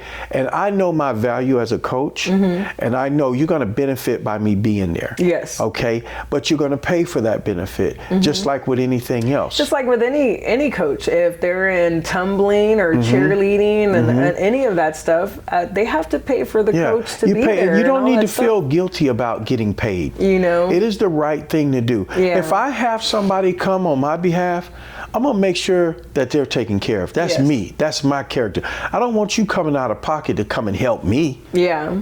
What does that look like? You know what I mean? It's not. You're not my friend. I mean, we cool, We're but this, acquaintances. it's not my friend. You know what I mean? This is a business transaction, but I'm gonna take care of you, and I'm gonna treat you like I would want to be treated. So. I'm upfront with my clients. It is a show attendance fee. Yeah. You know what I mean? And I break down why. Okay, I'm traveling there. I'm putting miles on my car. I'm taking, and if I have to leave on Friday, I got to close my business on Friday. That's losing money. And that's money. If I was there, I would be making money. If I'm going, I'm losing money? Yeah. Is that a good business decision? You see what I'm saying? So you got to pay me. Yeah. Okay, and that's just the way it is. And you deserve to be paid. This young guy, he had just graduated high school. And I remember he called me, he was struggling with buying some protein. He was like, Mr. Williams, I'm up here at the supplement store and they got this one protein here and it's $59, but the one you told me about is $89. And I said, yeah, the one I told you about is the best one. Yeah. It's got the digestive enzymes and all this. He's like, but it's $89 and they got another one that's, I said, okay. I said, cool. You can get the $59 one, but I'm gonna ask you this. The $89 one, if you don't think you're worth it, don't buy it. But if you think you're worth it, put it on the counter and pay for it. He said, thank you, miss. He put the $89 one up there and paid for it because he said, I am worth it. I'm worth you should be using the best. And so, the same thing with us as coaches. We are worth being paid for our service. Yeah. I don't have to apologize for that. Yeah. I don't have to apologize for that, and I'm not going to apologize for that. Yeah, and that's that don't mean I'm not nice. That's one thing I learned because I like I told you I bend over backwards for these people trying to. I mean, I was even doing I'm not a licensed cosmetologist, but I'm really good at makeup because I hung out with a whole bunch of drag queens, so I know how to blend and match the color and all that stuff compared to what these other people do at the shows. That's why I've never gotten my makeup done by them because I didn't like the makeup so I was at least hooking up my clients and only charging them like $35 to do because I'm not licensed, right? Doing that, giving them a cheaper tan because I know the tans could be ridiculous, and then you get paying this ridiculous price and it's an ugly tan. Like this color that I found that I told you about, beautiful tan, I'll give it to you this much, and that money I can use for my rooms. Instead of them being like, oh, thank you for helping me, blah, blah, they were not thankful for none of that shit. None of that. And that's why it's important. Pay them. Yeah, and then when you told me about like the hookup you got, I'm like, man, I should have just been like that. I mean, of course now it's different. Yeah. But those people in the past, and I'm sure now they realize it. They probably tried to go with other people, and now they realize how much it really does cost. Yeah. And think about this: if you give a kid, if you give them something and it costs, and you say this costs $100, and you give them this one, this costs $5. They could be the same thing, or the one that you said is $100 could be cheaper than the one that's $5. he gonna treat the one that's $100 better than he do the one that he think is $5. And that's the way people tend to treat you when you sell yourself cheap. They say, well, you know, she only charging, you know, we trading out. Yeah. And that's the way they treat you. Yeah, and then that's pretty much what happened. And but once I was like done with the whole team stuff, I mean, I honestly, and it's not an ego thing, I'm the real star here. So I focused on myself and kept on going up and up and up and up higher with WNBF, the modeling stuff. Recently, I was at the Arnold, got paid flight and everything to model out there. Nice. And all How'd you like stuff. that? It was good. Seemed like you had a good time. It was great. We did, it was a product launch for this company called Kudos. And they were amazed with the work that we did for them because we had everybody coming to their table, getting samples. Hopefully I'm going to be product launching this other lady. She does leggings for Miami Footwear. Put the plug here for Miami Footwear. She's my client, Raquel Ponce. Check out her stuff. She has never been in the bodybuilding industry. She got pretty famous with People magazine and all that stuff, you know, but with the whole pandemic getting hit, I told her, I'm like, hey, maybe you need to check out the bodybuilding industry, a different demographic if you've never hit it right now. So we're in talks about probably checking out the Europas and stuff like that. And I'm like, yeah, you just got to take care of my room, take care of my food, take care of my time there, and I'll sell the crap out of your stuff, you know? So yeah, now it's different, but it's like, I was like, man, these people just are not grateful for nothing. Like, see me, I was raised very poor. If someone was doing that for me, man, I'd be super grateful. Super, thank you so much. Thank you for helping me. And even till like we're old, man, this person hooked me up and did all these things they didn't have to do. Not these other people. So no, there's a lot of pride nowadays. You know, yeah. So that's why I'm sure with people checking out what we're talking about, they'll realize you know, all the work and effort that goes into this. And yeah, if you want to compete, it ain't cheap. It's expensive. And the higher you go as a pro, guess what? It's more expensive, you know? True. All right, so next, I know you bodybuild before and you said you had gotten injured and stuff, but I remember not too long ago, I think maybe a year or two ago, you were thinking about competing again. Yeah. So, have you decided you're going to do that? So this is what happened. My last competition was 22 years ago. Yeah. That's the last time I stepped on stage. And there was a show coming up. So I never did the turn pro because I didn't want to go that route. Yeah. But in my hometown, there was a show coming up, and it was the same show I did that I won, that took me years to win 22 years ago. It was 20 years ago. Okay. Well, 2020 was going to be the 20th anniversary, and I wanted to go back and do that show 20 years later, just to have that 20-year thing. But the pandemic ruined it. And so ever since then, like, I just kind of, you know, but I wanted that 20-year thing, and I was actually preparing to do that, but you know, God had other plans, and that's okay. But I was going to do it just for that benchmark. Well, maybe just do a photo shoot or something, Terrance. You don't have to do a bodybuilding show. You definitely got to have a why, and I'm not going to. You got your own studio now. You can be all doing your stuff there. Well, you got to have a why. You know, there's stages in life, you know. I'm 51, so you know, things that are important changes. You know what I mean? And so, you know, that's just life. You know what I mean? It changes. So, not to say that one day I may not. You know, I do try to keep myself in shape so that if I do decide, because I do have a love for it. Yeah. And I do find myself posing and doing different things. But I do have a love for it, and I don't think that's going to go anywhere. Yeah, I don't think I'll ever stop working out. It helps my stress, you know. So I work out because of my stress. But the whole looks part of it came with it, and that's what got me into the whole bodybuilding stuff. So even though now I retired my pro cards with WNBF, and I'm kind of dabbling with the wellness with Wayne and them, I got people now, they're like, when are you gonna stop all that stuff and working out? Like, you still working out? And why am I gonna stop working out? Like, this saved my life from bad stuff, and I'm just gonna let me just toss up my papers and that's it, and just let my body go to crap. Like, this took a long time to get like this. I'm in the best shape of my life, best health I've ever been. I have no problems. Like, I got, like you said, there's people that we know that are dying left and right. My generation was, I guess, more freer with alcohol and drugs, where in high school I lost a lot of friends. Now I'm losing a whole bunch of friends just from regular sickness because they never took care of themselves. Liver disease, diabetes. I just recently had some girl that passed away. We weren't friends, but like 40 years old and you dying of diabetes? Yeah. Already blind in one eye. Yeah. The missing, that's tough. That's tough. And then you have these other people trying to, when are you going to stop? I'm not, because I don't want to end up like that. Yeah. And then just to deal with this world, how crazy it is, like working out for me just keeps me level-headed. So one thing I remember, they interviewed Steve Jobs, and he says, I'm a billionaire. And it doesn't hold a candle to being healthy. Yeah, he got messed up. You know what I mean? And so being healthy and taking care of yourself is responsibility. My mom passed away of cancer, small cell lung cancer. Yeah, mine was breast cancer.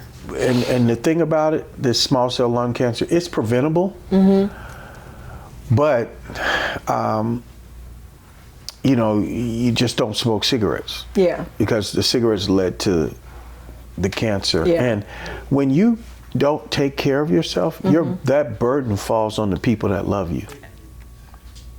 You get what I'm saying? Yeah. So taking care of yourself is loving the people that love you too. Exactly. And that's what I tell a lot of my clients when like say a spouse or a boyfriend or girlfriend or family members like saying that they're being selfish. I'm like, how is that being selfish if taking care of yourself? The day that they need you, like say something happens to them and they get into a horrible accident or sickness, God forbid, and you've taken care of yourself all this time and no one else can help but you, that's when they're going to realize you're not selfish. Because when my mom was like already in the process of hospice, my brother was 300 pounds and couldn't even pick my mom off the bed. And she was tall, 5'10", but skinny because the cancer was wearing her down. He couldn't even pick her up without hurting his back. I went and got her, picked her up. The nurses cleaned everything, put her down, and I put her back down. And all those years, my family giving me shit that why was I working out and all this other fucking, this is why I'm working out. Yeah. Because when someone needs me, I'm able to help. So I tell them that all the time. I'm like, you never know what's going to happen in the long run, you know? Also, when you get older, do you want to be where you can't get on the floor with your grandkids? Yeah. Or you can't even get off the floor? So strength becomes more important as you age. Yes. It is extremely important. It is a longevity factor. Strength, physical strength. Yes. So I think as you get older, it becomes more important. Very important. Very, very important. You know, and I don't know where this whole thing came from. That being fit is you're being selfish or you're trying to sleep with us. Like, dude, it's well now they're on this kick of body positivity. And you know. Yeah, you could be positive about your body, but that doesn't mean live reckless and don't take care of yourself. That doesn't mean you're not going to get sick. And it doesn't mean live reckless and don't take care of yourself and get overweight and get diabetes and go through all of that. Yeah, because that's what's going to happen. You know, you take care of yourself. Exactly. You're responsible for that. Yeah. So. Yeah, the only thing with the body positivity people that I don't get is, they want body positivity for themselves, not being in shape. But they love being ugly to fit people. I'm like, so where's the body positivity? We're supposed to accept you for who you are, but then you're picking at, it's both sides. You can't just pick one or the other, you know? So I've gotten into some issues with some people that weren't in shape, and they were like trying to give me crap for being in shape. And I'm just like, wait a minute, I see all your posts about body positivity, but here you body shaming me. Yeah. Oh, well, it's different because you're fit. No, it's not different because I'm fit. Just because I'm fit does not mean you can bully me like you don't want people to bully you about being overweight. Mm-hmm. If you want body positivity for yourself, then respect others' body positivity. Yeah, you're right. Yes, you can't have it both ways. And that's the one thing that gets me pissed off about those people. I'm like, if I tell people all the time, look, I'm only here to help you when you feel like you need the help. But if you're totally happy with the way you are, the way you look, I'm happy for you.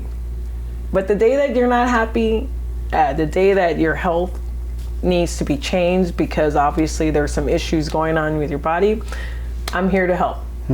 But I will never be that person, oh man, why are you so big and why are you this and this and that and all this other stuff.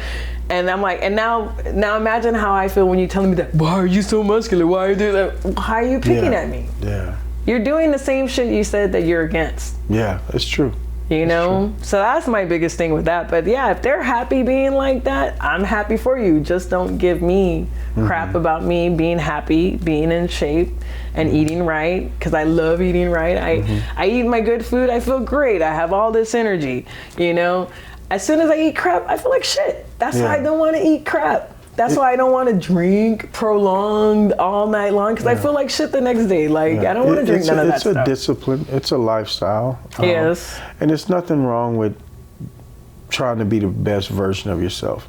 There's absolutely nothing wrong with that. Yes, I concur. I concur. All right. So we've already talked about the federations and stuff. Where do you see bodybuilding going in the future? Wow, that's a powerful question. I can tell you the drugs are not going to stop. Yeah. They're not going to stop. I think there's going to be a divide that comes at some point because not everybody wants to take the drugs. Yeah. And the more these people start dying like they're doing, there's going to be a closer, look at there's gonna be what's a reckoning. going on. Yeah. But I see the women getting more muscular like they're doing. I see the men trying to get as big as possible and taking whatever they can take. But I see a lot of what's been going on is tragedy. A lot of, once you, what do they call it, Pandora's box. Once you open the door doesn't close. You know what I mean? I think the drugs are going to just be a way of life. I mean, they're everywhere. I mean, and I think that part, unfortunately, that ruins the sport. Yeah. It distorts what a true beautiful physique looks like. I know. I need to show you this one competitor that, and I'm not going to say his name. I don't want to, embarrass him or get him upset with me. But when he was natural, like a Greek god, best natural body I ever seen in all my years. And he went the other route, and now he looks like a bloated waterhead. So here's the thing. Now that I'm a little older, here's the thing that I've learned about the drugs. One of the things that the gentleman faced, the prostate. So a lot of guys don't even know they have a prostate. They don't know what it is. Yeah. Well, you're gonna know when you turn 50, because at 40 they're gonna want to check it every year, and it's gonna enlarge as you get older. And if you're taking steroids, it speeds up the growth of that prostate. Yeah. The prostate actually grows your entire life as a male. Okay. But when you take steroids, it's exasperates it more, and then it causes you to not be able to use the bathroom. Wow. It could lead to prostate cancer, which is a huge killer in men. Yeah. And all kind of other complications where they even have to remove the prostate. And I find that people that get their prostate removed, they're just not the same. Exactly. So that's one of the things that's coming.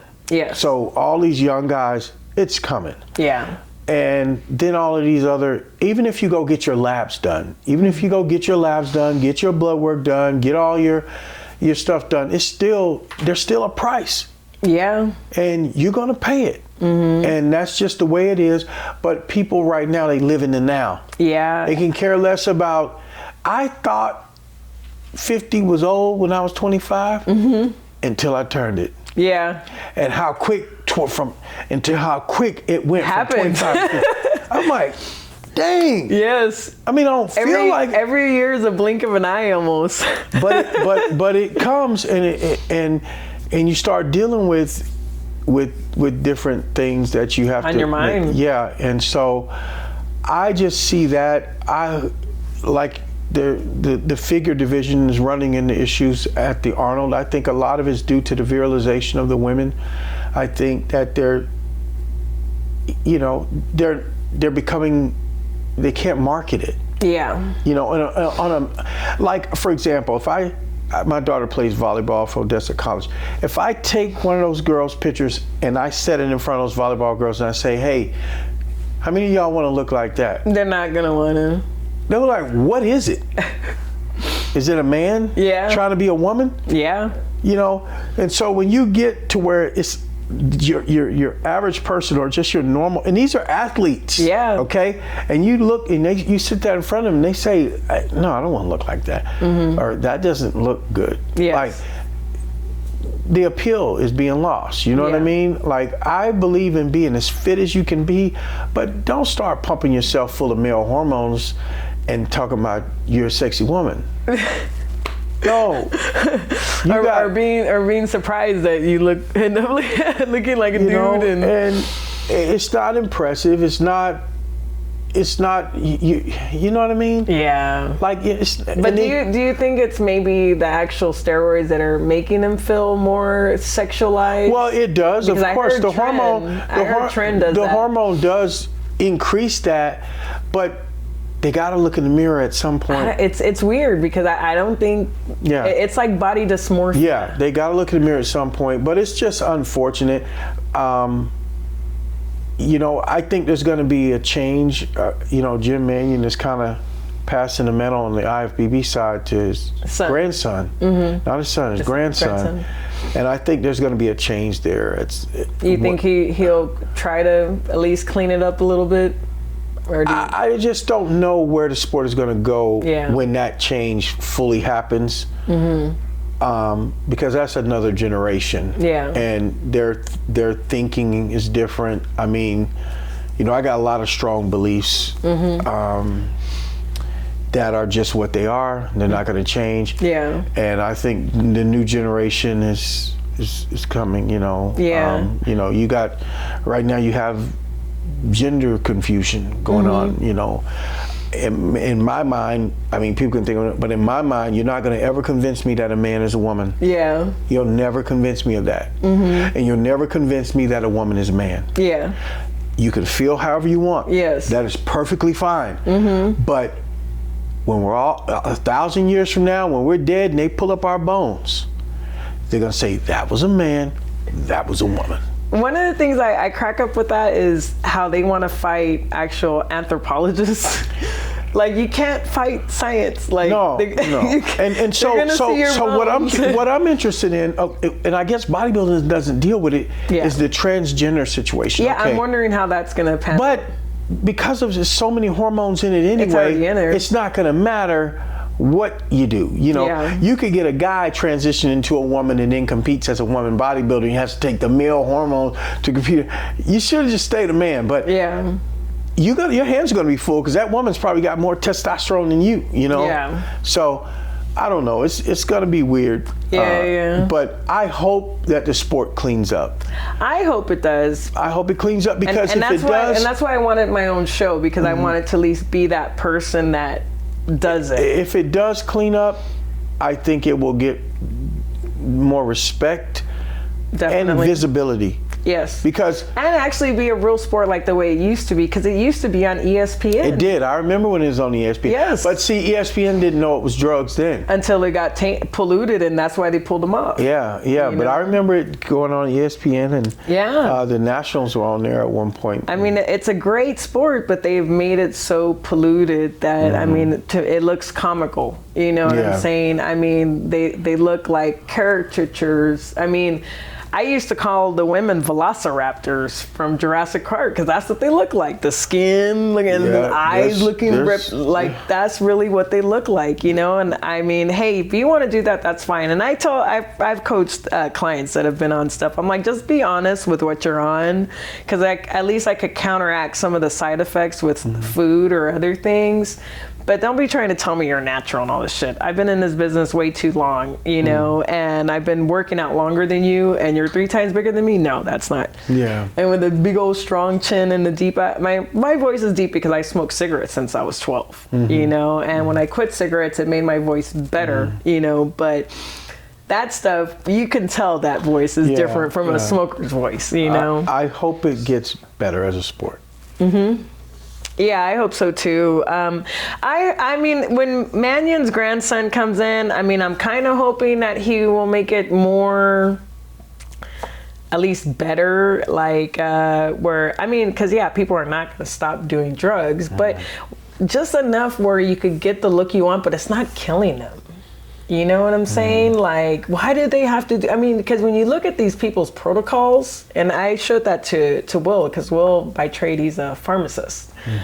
He does my media stuff. And when I gave him this guy's protocols and then showed him his vitals or whatever, he's like, what the hell are these people taking? He's like, why are they taking so much? He's like, you don't even have to take this much. I'm like, well, it seems like they're just throwing as much crap on the wall to see what sticks. You know what I'm saying? They're not even measuring anything. They're not even nothing. It's just like these ridiculous amounts of stuff that by the time they even get their IFBB Pro card, they maybe got another year or 2 that they can compete. And after that, it's over. It's a wrap. Yeah. It's over. Unfortunately.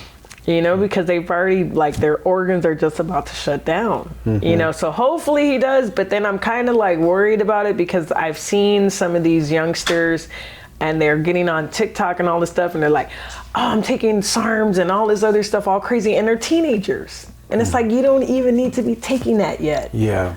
You know, and they're already ruining their hormones. They're already ruining all this other stuff. So one side I'm hoping, but then the other side I'm seeing these youngsters that are around his age doing worse. So I don't know. I mean, that's why I just want to be that pinnacle in between that, hey, this show's tested. You just got to come in clean. You know, you want a platform that can get you there where you don't want to be looking like this. This is the platform for you, you know. And because I have a love for the sport too, but I just can't bring it to myself to have a show where I know I'm killing people. Yeah, I just can't do it. I understand. I have a heart, you know what I'm saying? And I feel that would also bring bad karma on me because I was brought into this industry like at a later age, and by the grace of God, it changed my whole life to the best it's ever been. And for me to ruin someone else's life just because I want to make a penny, like I feel like I'm gonna, you know, I'm gonna go up to the day that I'm dead and he'd be like, what did you do with the career I gave you? You killed all these people. And then the people saying, they're like, just because you wanted to be rich, like, you know, so I just can't. I know I would have been famous a lot faster, but I just can't go that route. It's just not me. I hear you. You know? Wow. All right, so your studio, your gym, your mini gym. So my studio came from the pandemic. So I used to train at a city facility. Most recent was a city facility. I trained there for like, I don't know, 7, 8 years. Yeah. I had a relationship with the city, and it just worked out. I didn't necessarily need a facility, but when the pandemic happened, you know, that changed a lot of things. And it shut down everything. There was also a big changing that was going on in my team, like with the people that I was training. Yeah. Some there for years. Well, it's just time to go. And you know, I stepped out in faith, my daughter really inspired me. My youngest daughter really inspired me and said, Dad, you need to get your own. Yeah. And so I remember us going in the first building we looked at, I looked at it, but then we went to all these other buildings, but then it happened to be the first building we looked at is the one that wound up being the studio. And it's been a journey. I mean, the price of equipment is through the roof. Yeah. The price of steel is and then when that little recession hit with the gas price going up, all the other stuff was going up. But it's been a work in progress, and I'm very happy with it. So a studio is not a gym, but it is capable like a gym. Yes. So I train 1 or 2 clients in there. That's it, at a time. Yeah. Maybe if I'm pushing it, I'll get a third person in there. And the goal of a studio is, if I don't have the equipment, can I create the exercise? So that's what I do. And as long as I can create it to where it looks as if I can create the movement, because the muscles don't know whether it's the equipment or not. Yes. So as long as I can create the exercise, then I'm happy. So it is purposely designed with that in mind. And every piece of equipment I have in there is multifunctional. Yes. You can do more than one thing. Yeah. And also it's got to be like, when I have my rack, it's got to be multifunctional. So I've worked with a lot of different companies to get where I'm at. I'm waiting on a piece of equipment now. Yeah.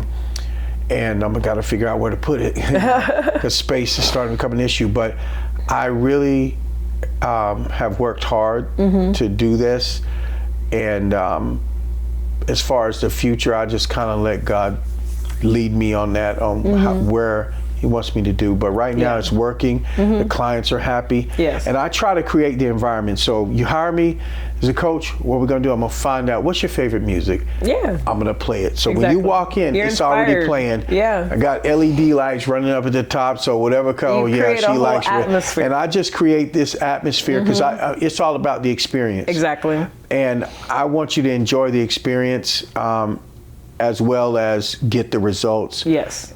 And I'm going to do my job. I'm going to push you, and I'm going to expect from you. And so it works, and I'm thankful for it. And well, I'm glad you finally did it. Yes, thank you. And I saw yours. I saw your studio, and I remember talking to you at some point. You was getting some equipment delivered the same time I was. Yeah. And there's nothing like having your own, and then when you can create that one-of-a-kind atmosphere for clients, because that's my main thing. Since I was never in sports, and I never got that opportunity to feel what that team feels like or anything like that, and to keep working out a part of your life, because a lot of people have this misconception that, oh, I just want to get in shape for this wedding I need to go to, or spring break or whatever, and then it's like, but your body doesn't stay. You're going back into that vicious cycle where you're going to gain everything back, and then you're like, so you're never going to see any progress. So I try to make the atmosphere or the whole experience very good, so that when they're training, it becomes a part of their life. Yeah. Like they look forward to doing it. Because that's how it has to be. Because if it's always like horrible or whatever, why is someone going to keep on doing that? You know? If you notice in top high-end restaurants, they're not just selling you the food, they're selling you the experience. And so when it comes to my training and the services, I'm selling you the experience as well. Yeah. I want to be unmatched when it comes to getting this type of training. Yes. And I use a percussion massage gun on you prior to training. I'm giving you VIP treatment. Nice, man. Like you're gonna know, I'm not the cheapest trainer, but there's a reason for that. Yeah. And you're gonna get, catered to, and you're gonna get trained. You're gonna get your money's worth, because I want you to be successful at it. And I pride myself in that. And I'm confident as a trainer when it comes to that. So, and just putting the time in, and I know what 5-star service is, and that's what I give. Awesome. So, and I do it every time. I don't do the muscle gun, but that's awesome. Yeah, it's cool. I'll foam roll them and all that stuff. Yeah, I do the foam roll. I do it all. I just want that whole experience to be unmatched, because I want you to know that I care. Because a lot of times, clients, it's not about how much you know. They want to know how much you care. Yeah, and to hear them out, let them vent, stuff like that. Like, because I'll get some clients that, like they'll be fucking around with their weigh-ins and stuff like that. So after like the second or third one, if we haven't had a good weigh-in, I'm like, okay, let's reevaluate what your goals are. Now, if you just want to say you have a trainer just to say you have one so you can seem cool to your friends, hey, by all means, I'll be there. But don't be trying to come back later saying, I never got results and stuff, because look at what you're doing right here. You're not following anything I'm telling you to do. I've already given you all the tools that you need. You have my app with everything on it. Why aren't you doing it? Yeah. Oh, I really want to do something. Well, if you really want to do something, you really got to at least put 70% of this in it. If you're not doing nothing, you're not going to see any results. And I don't want to be the blame for that. Yeah. Because I've already been doing this for many, many years. And that's what you guys always do. You guys always, instead of taking responsibility for yourselves, you know, will always try to blame me. You know, so if you just want to have a trainer just to say you have a trainer, then we could do that. But let's be honest about your goals. Yeah. And usually when I tell them that, some more than likely, no, I'm really here to lose weight, blah, blah. All right, well, let's do it. Let's get it cracking. Let's get it started. But if you just want to hang out and you need someone to vent and you just want to feel like you're doing something, we could do that too. You know, we just need to establish the goals. And that's important. Goals help you go forward and succeed. Yes, exactly. All right, so let's see what else we got here. So was this your first business, your studio? Yeah, so, I mean, the business was before the studio. Okay. But the brick and mortar. The brick and mortar, the actual.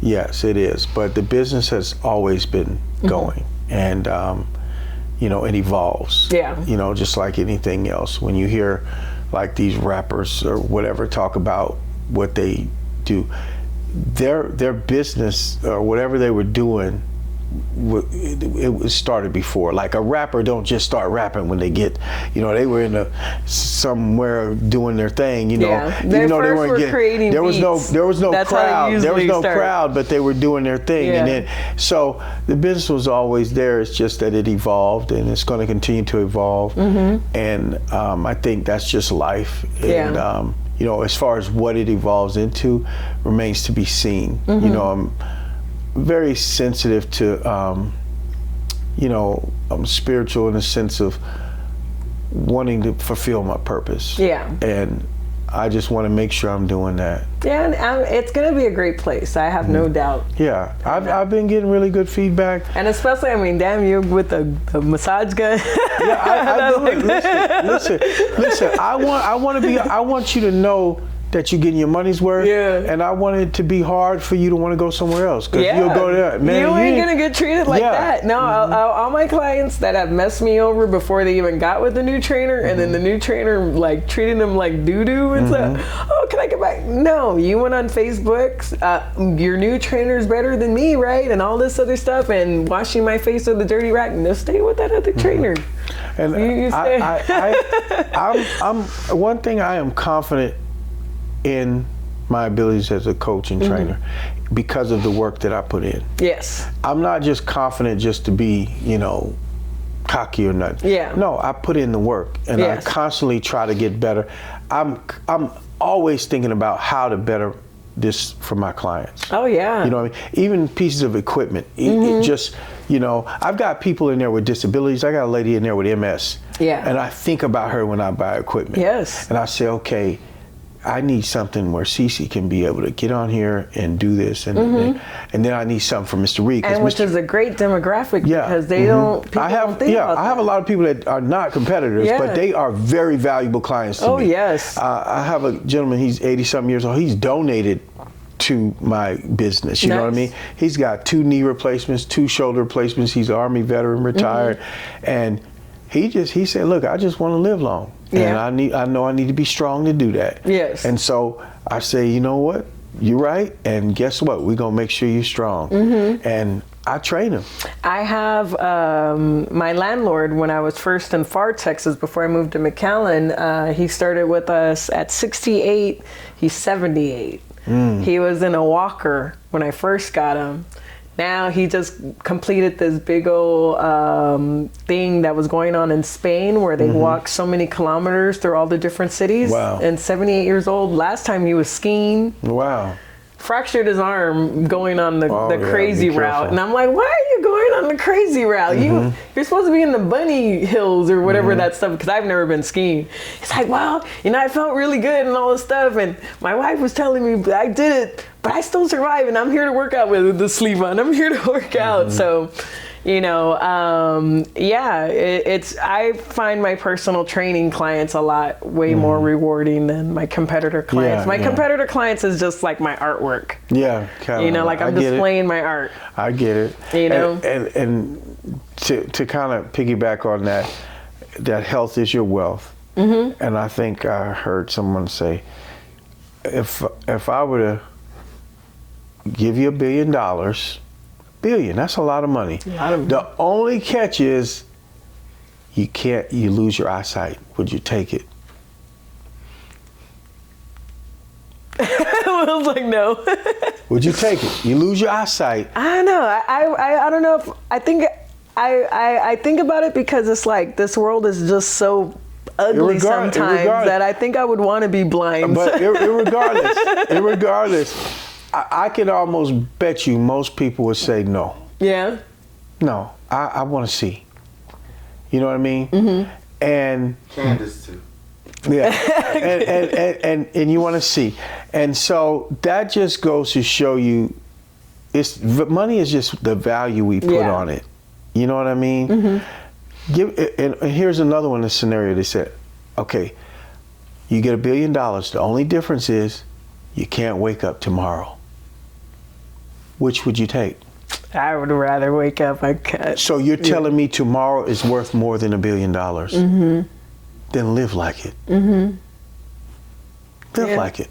You know what I mean? Yeah. Live like it. You know what I mean? Yeah. So that's the way that I approach things. You know what I mean? And that's important. And I just want to always keep that sober. And it is true that your health is your wealth. I mean, because like I said, I've seen the people that, we lost a lot of people over overdoses and stuff in high school, but now that we're older now, and they shouldn't be dying in their 40s of all these terminal diseases and stuff, but they never ever took care of themselves. They never slowed down the drinking, never slowed down the drug usage, eating a whole bunch of crap. I mean, it's very sad to see, and I'm so glad that I found fitness, even though it was later on in life. At 28, I'm so glad that I found it. There was a question presented to me. Did fitness find you, or did you find fitness? You know what I mean? Or did bodybuilding find you, or did you find bodybuilding? And I gotta say, for me, it found me. You know what I mean? It found me. I wasn't looking for it. I wasn't, neither me. It found me, and then it embraced me, so I embraced it back.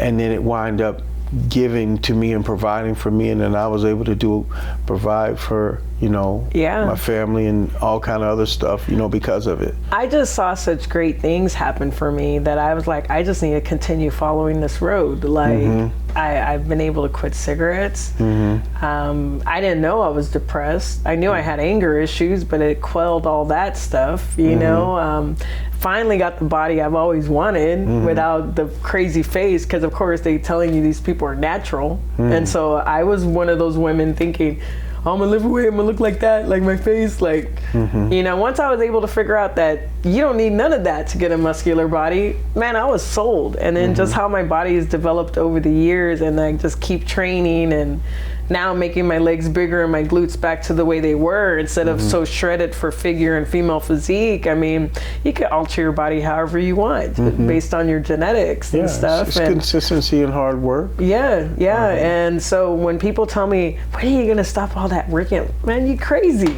You crazy. This made my livelihood. I love feeling like I have tons of energy in the morning. It's got these cameras in here. It's got this podcast going. It got all this stuff. And I'm just going to go and give all that stuff. I'm just turn like, no, I'm not going to do that. This is where I was meant to be. And it's done such great things for me. I mean, and who would have ever known I would have been in the bodybuilding industry ever. And I'm okay with that. Like, I didn't grow up saying, this is what I wanted to be. You know, I thought I had to be an athlete or be in a suit or something like that. And I'm okay with wearing my own brand and running my own business. Attorney. Which I still can be, but I train attorneys, and man, they're the most stressed out people I've ever seen in my life, and I'm actually thankful I don't. It's got to be what you want to do, you know. And I don't look down on the craft. I remember I had this one person I was teaching the craft, and I remember her saying, "I don't just want to count reps." And I was like, don't disrespect the craft like that. Because it ain't just counting reps. It's about making a difference in people's lives. Yeah. And that's what you're doing. But if you look at it like that, this is not the craft for you. Yeah. This isn't the job for you if you know, if you're not actually, it's just like being a nurse, really. Why are you going to be a nurse when you really don't want to help people?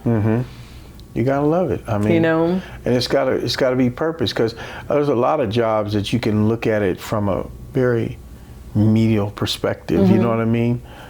So, like, there's doctors out there. You know, all you do is prescribe medicine and sign your name, and that gives you the right to prescribe medicine. You ain't fixing nobody. Yeah. You know. So. Well, the doctors nowadays don't give a damn. There was doctors back in the days that actually cared and wanted you to be healthy, but now it's a business. So, unfortunately. All right, so do you think you'll ever retire as a coach from the bodybuilding industry? The bodybuilding industry? Or as a gym or like your little studio or anything like that, do you think you would ever retire? I'm not sure. I'm not sure about that. The coaching part, probably, if the bodybuilding keeps going in the direction it's going, I just don't. It doesn't sit well with me. Yeah. You know what I mean? Like, I don't want to be associated with that. You know, and I have kids. You know, there's a legacy that I want to leave. Yes. And so ultimately, I think I'm going to transition to something other, but I don't know exactly what that is. It could be related, but I do know that life is.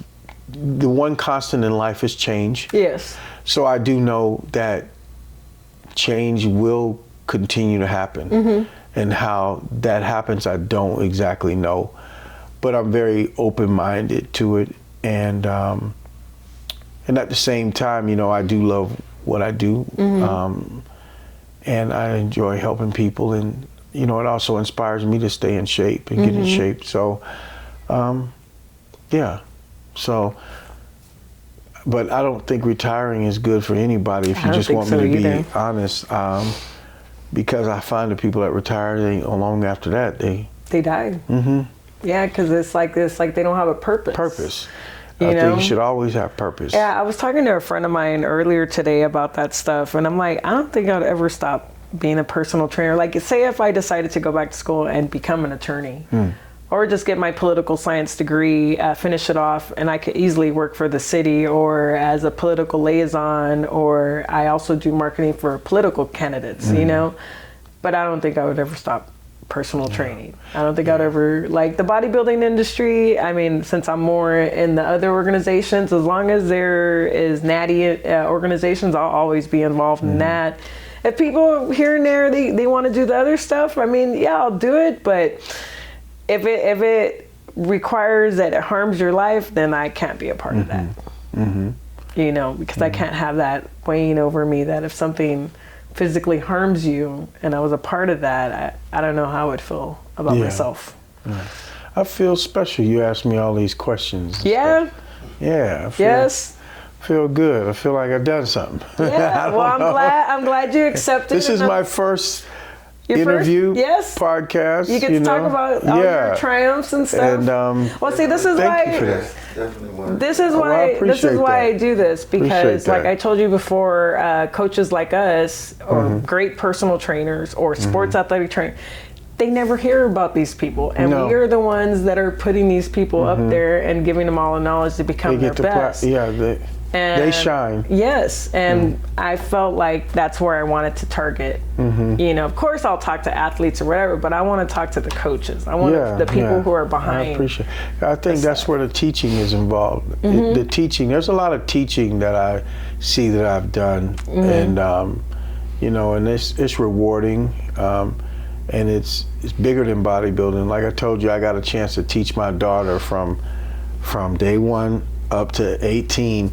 And I taught her about fitness and athletics, and you know, she's up there now in college teaching them. No, you got to do the dumbbell row. You got to pull your arm back and slow on the negative.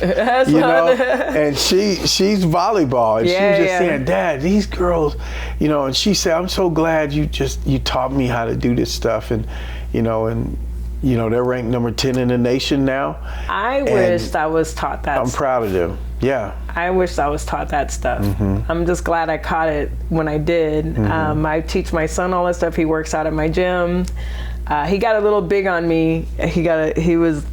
A lot of people are like, "Oh, you don't know what your kid's doing. He probably stealing your vehicle to go see some girl." I'm like, "No, stealing my vehicle to go to fast food." But I've gotten him down. He was 263.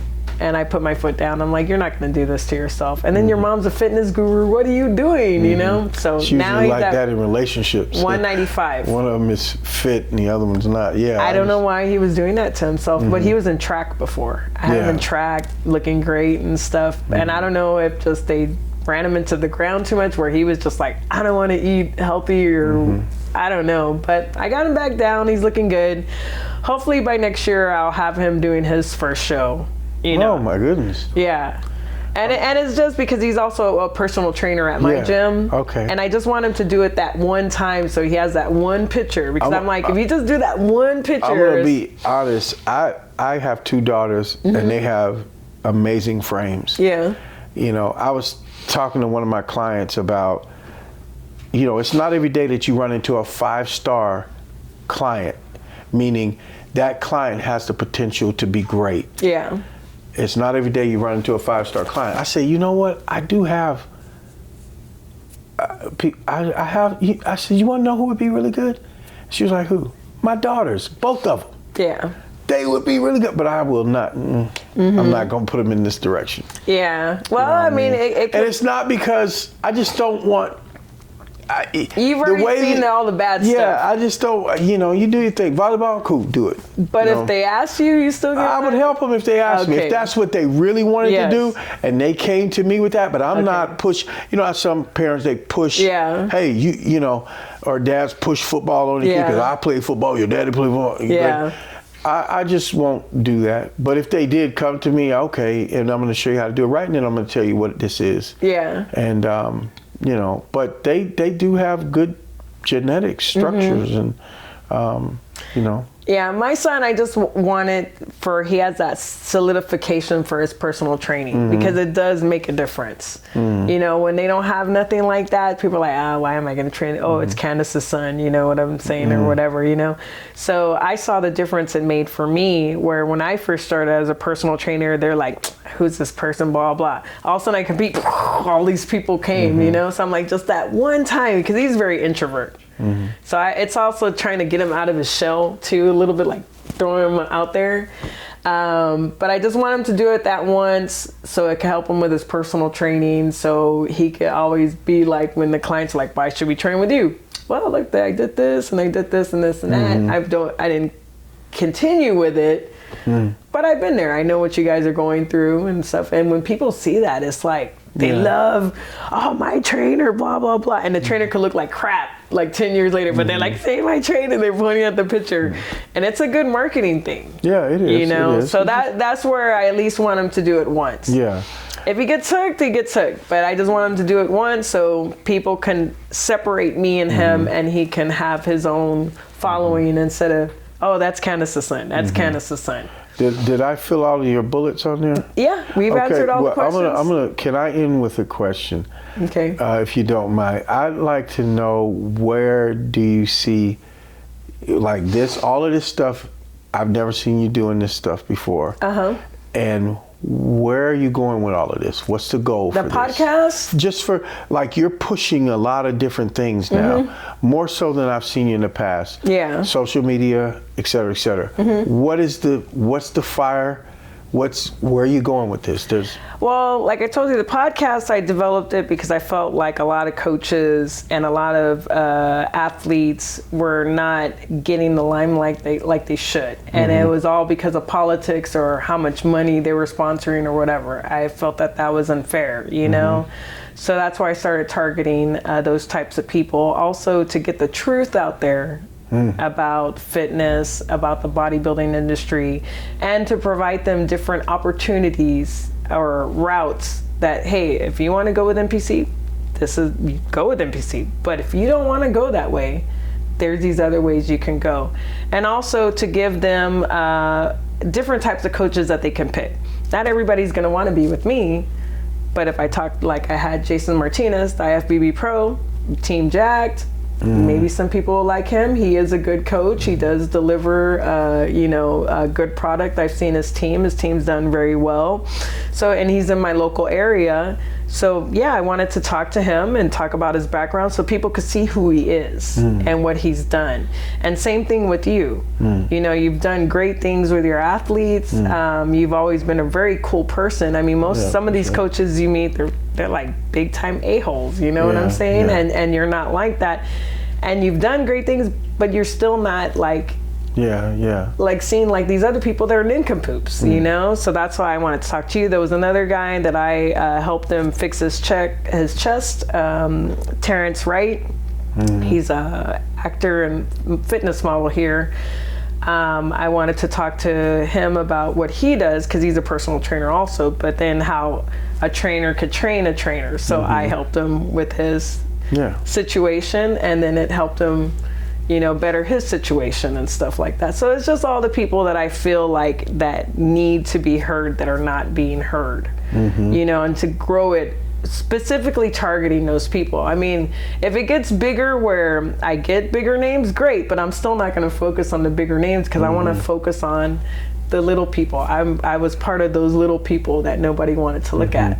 Well, I appreciate you, you know, just offering me the opportunity to come and speak. Well, I'm glad you accepted. You know, there's a lot of things I've never shared on a public forum. And, you know, it's cool. Yeah, and people will see you more relatable. They'll understand who you are, and then they'll probably stop that. He's mean because people think I'm mean just the way I look. A lot of people think you're who you are by your TikTok. That ain't who I am. Or your Instagram. That's just, I put on there what I want you to see. Yes. I'm not gonna put on there everything. Yeah, when you get more personable about things, then people see you in a totally different light. I think so. I think they do. I've just never been asked that, but I just, you know, there's probably areas with the way society is now and the generation, there's some things I'm gonna have to open up with, but you know, usually I like to keep certain things private, you know what I mean? Like my studio, it's private. You go there, you stand in front of there, you won't be able to see inside because it's mirror tint. So you can't see nothing that's going on in there. I like it to be, that experience is for the people who hire me. Exactly. I don't want to give that to everybody. Yeah, it's not a voyeurism. You know what I mean? And so, yeah, I'm the same way with my place. It's all warehouse, and there's a few people I'll let them use it, but not a lot. It's strictly for my clients. But if I have a friend that's like, come on, Candace, my friend, he really wants to work out a place, but he doesn't like these other places. Is he cool? Will he take care of my stuff? You know, because I don't have to give a membership, you know. So every now and then, like if somebody or some of my athletes just want to use my place, I let them use it, but not everybody. So we are fitness warriors on this fight, and we got to keep it going. We got to fulfill the mission. And I'm going to do my part. You're doing your part. Thank you so much for this. This is special. I can't wait to see it. I know they're going to do their magic work. Yeah, it's going to take about 2 weeks? About 2-3 weeks, and then it'll come out. And don't worry, I'll let you know before it comes out. It's cool. Tag you on everything. That's cool. This is awesome. And if you have your hashtags and all that stuff, and I'll be asking you for, of course, whatever best pictures you want me to put up. And then what pictures he could put up about some of his, like when we're talking about your athletes, whatever pictures you want to give, so I could give to him, and he'll put it in the podcast. I'm just, you know, I'm good. You got to show your work, Terrance. Yeah, I'm good. Got to show your work. Some things you're going to have to open up to. Yeah, you you're gotta, right. You got to show your work. Okay. Well, just even if one or two in that picture, they messed you over. Man, I deleted them. We could put like the happy face. Sometimes you gotta delete. Yeah, I feel you. That part a lot of people don't know about. That sometimes there's people that come into your life. You're the coach, and people come into your life and create chaos. Hell. Yes. You like, look, I didn't ask you. You came to me. Yes. And you brought a problem. Yeah. You know what I mean? It's been a. I've had to, and then me being a man in this business and you working with women. Yeah. So I got cameras in my facility. Those cameras are not. Those are for my protection. You understand what I'm saying? Yes. Those are for my protection because I know all the how different stories. Yeah, I know how stuff go, and that's for me. Yeah, that's not for your safety. That's my safety. And going back to that, I remember you were saying that the guys were. That you work better with women because guys have too much pride. It's exactly the opposite for me. Well, it's not that the guys have too much pride. It's just a lot of them have pride and they won't come. Yeah. You know what I mean? Yeah. Or they see that you're not dealing this, because guys want to get on the stuff. They want to get on the drugs and they want to get big. Well, dude, you're not going to get that from me. You're going to have to put in some years. Yeah. You know what I mean? You got to put in some time. Like for me, I've been getting a lot of male competitors lately, and man, they've been so easy to work with. I'm sure. I'm sure. Saying? Like when I go to the doctor, I prefer a female doctor, to be honest. The female ones, it's like all this fucking added drama. Like this is totally. You know what I was told by this female? This female said, "I will never hire a female trainer because she will not train me to look better than her." That's what they think. That's what they said. That's what they think. That's what she said. But there is trainers like that, but that's what they think. And that's what the females think. And when I come across them and I'm over here telling them exactly what they need to do and they're meddling, I'm like, why are you doing that? Well, I thought this and this and that. Who has 14 years of being a bodybuilding coach? Is it me or is it you? You? I'm like, so why are you again doing this? And meddling in what works. Like this is what works. I've made 3 pros. This is made for your body. You have no idea what you're doing in bodybuilding. You've never even competed before. You're not nothing, but all of a sudden you think you know more than me. Yeah, I've been through that. Like been through the one just, show experts. They won their first show and now they're a coach. I've done that. I've had that problem with women so many times, but it's been like I said, I work easier with men. It's just the only thing that sucks about working with men is like when they have their partner or their spouse, oh, she wants my man, I'll never get paid if I was messing with my clients. I see my clients like you. That's business. And I tell them all the time, look, I don't shit where I eat. I was always taught that. You're a client, you're a client. The day that you're over here, hey, Candace, I think I like you. Well, you can't be my client. I had this one client, her husband would sit out in the car. I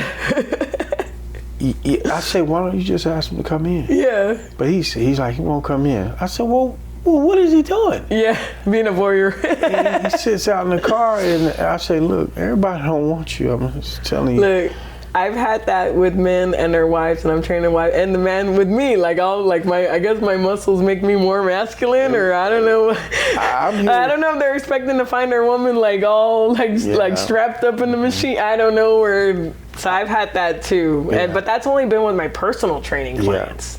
And so they're not in the best of shape. And one guy had to be like, and I told her, look, I'm sorry for what I'm going to have to say, okay? And then I went to him, dude, it has to match at least. Come on now. You really think I spent all this time on my physique that I'm just going to go and sleep with just whoever and then ruin my business and all that stuff?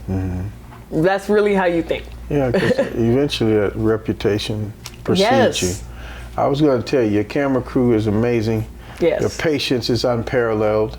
They're used to it. I mean, this is good stuff because it takes patience. Oh, yeah. I appreciate that. Well, Will loves what he does. And I also, I wanted to say it off camera, but one thing I appreciate about this interview and how you handled it, you spoke and there was no condescending of any person or any type of thing. It was just what you thought, how you worked, your beliefs. Yeah. And you don't get that in a lot of interviews. Everybody wants to compare themselves to how bad this thing is, how bad this person is.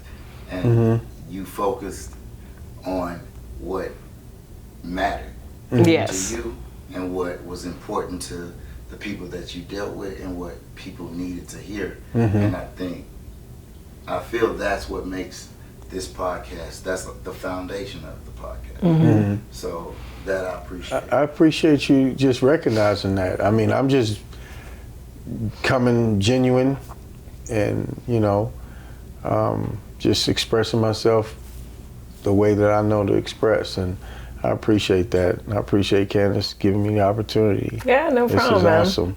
I've always respected you. Yeah. Even though at the beginning when your girls beat me, I've always, when I saw you first there, I was like, whoa, who's this dude? And then with the Team Williams and they're all with Team Williams, I'm like, wow, you know? It was deep. It was like 20, you know. And then when I saw him at Tinnick, I'm like, oh man, I'm going against his girls. Okay, let me just keep. But I always a mutual respect. Yeah, I always admire really great coaches. You know, one of the, I don't know if are you familiar with Sean Wolf? Wolf. He's in Del Rio now, but he's in the military, so they travel a lot. No. He's in Del Rio. He's another one that I want to interview. And he's like, I mean, he was a 5-time world champion with DFACT, I think NGA, I forgot what the other natural organization, but he coaches both IFBB pros and you know, natural not to get off topic a little bit, but I noticed you have skulls in your skull. Is that a Hispanic thing? Because I noticed a lot of Hispanics. The sugar skulls is basically homage to your ancestors and stuff. Okay, is that what that is? Yeah, these were my mom's. Because I see a lot of Hispanic women with skull tattoos. Yeah. And different things like that. I'm part Mexican. Yeah, I know, but do you have skull tattoos too? Yeah, I do. Okay. Yes, I do. Yeah, so I was just... Yeah, but the sugar skulls are basically for your ancestors. Okay. So I forgot what the day is called. De los Muertos.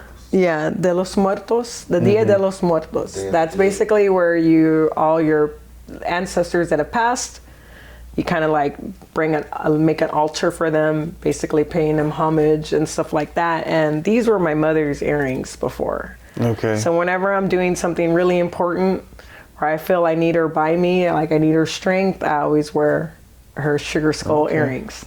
That's good stuff. I just noticed that. I mean, you know, because when you train people, you get to watch people too, and you see all the different things. And my Hispanic women have skull tattoos and stuff. So. Yeah, it's a meaning. It definitely means something, and this is one of the few things that I still have from my mom. So whenever I'm doing something that's really important, or I feel like I need her strength around me, I wear her earrings. You know, so I have her with me all the time. So what is next for you, show-wise? Show-wise, my next show, we already got the date. June 24th, 2023, Clash at the Border in McAllen, Texas. Right across from the mall at the La Plaza Mall Wyndham Garden. Really excited for that. We're supposed to be getting a whole bunch of promoters next year. A lot of them we can't say who they are yet, you know, because they're leaving a certain organization. So I'm excited for that, to see who we're going to be bringing in the nation, but especially who we're going to be bringing in Texas, because I think we're going to get 2 or 3 in Texas. Oh, that's going to be exciting. Yeah, you know, because they're sick and tired of the politics. Yeah. You know, and they're getting robbed. You know, and honestly, nobody's really making money from their shows right now. So this show you got, what is it, tomorrow? Is it a small show? Yeah, it's at the IFBB Physiques America. It's with the people I'm working with. Okay, what's the competitor list like? I think they're probably the most they might have is 10. Okay. You know, because it's Ronnie's first show, and I was trying to you know, give him certain advice and stuff like that. And you know how people are.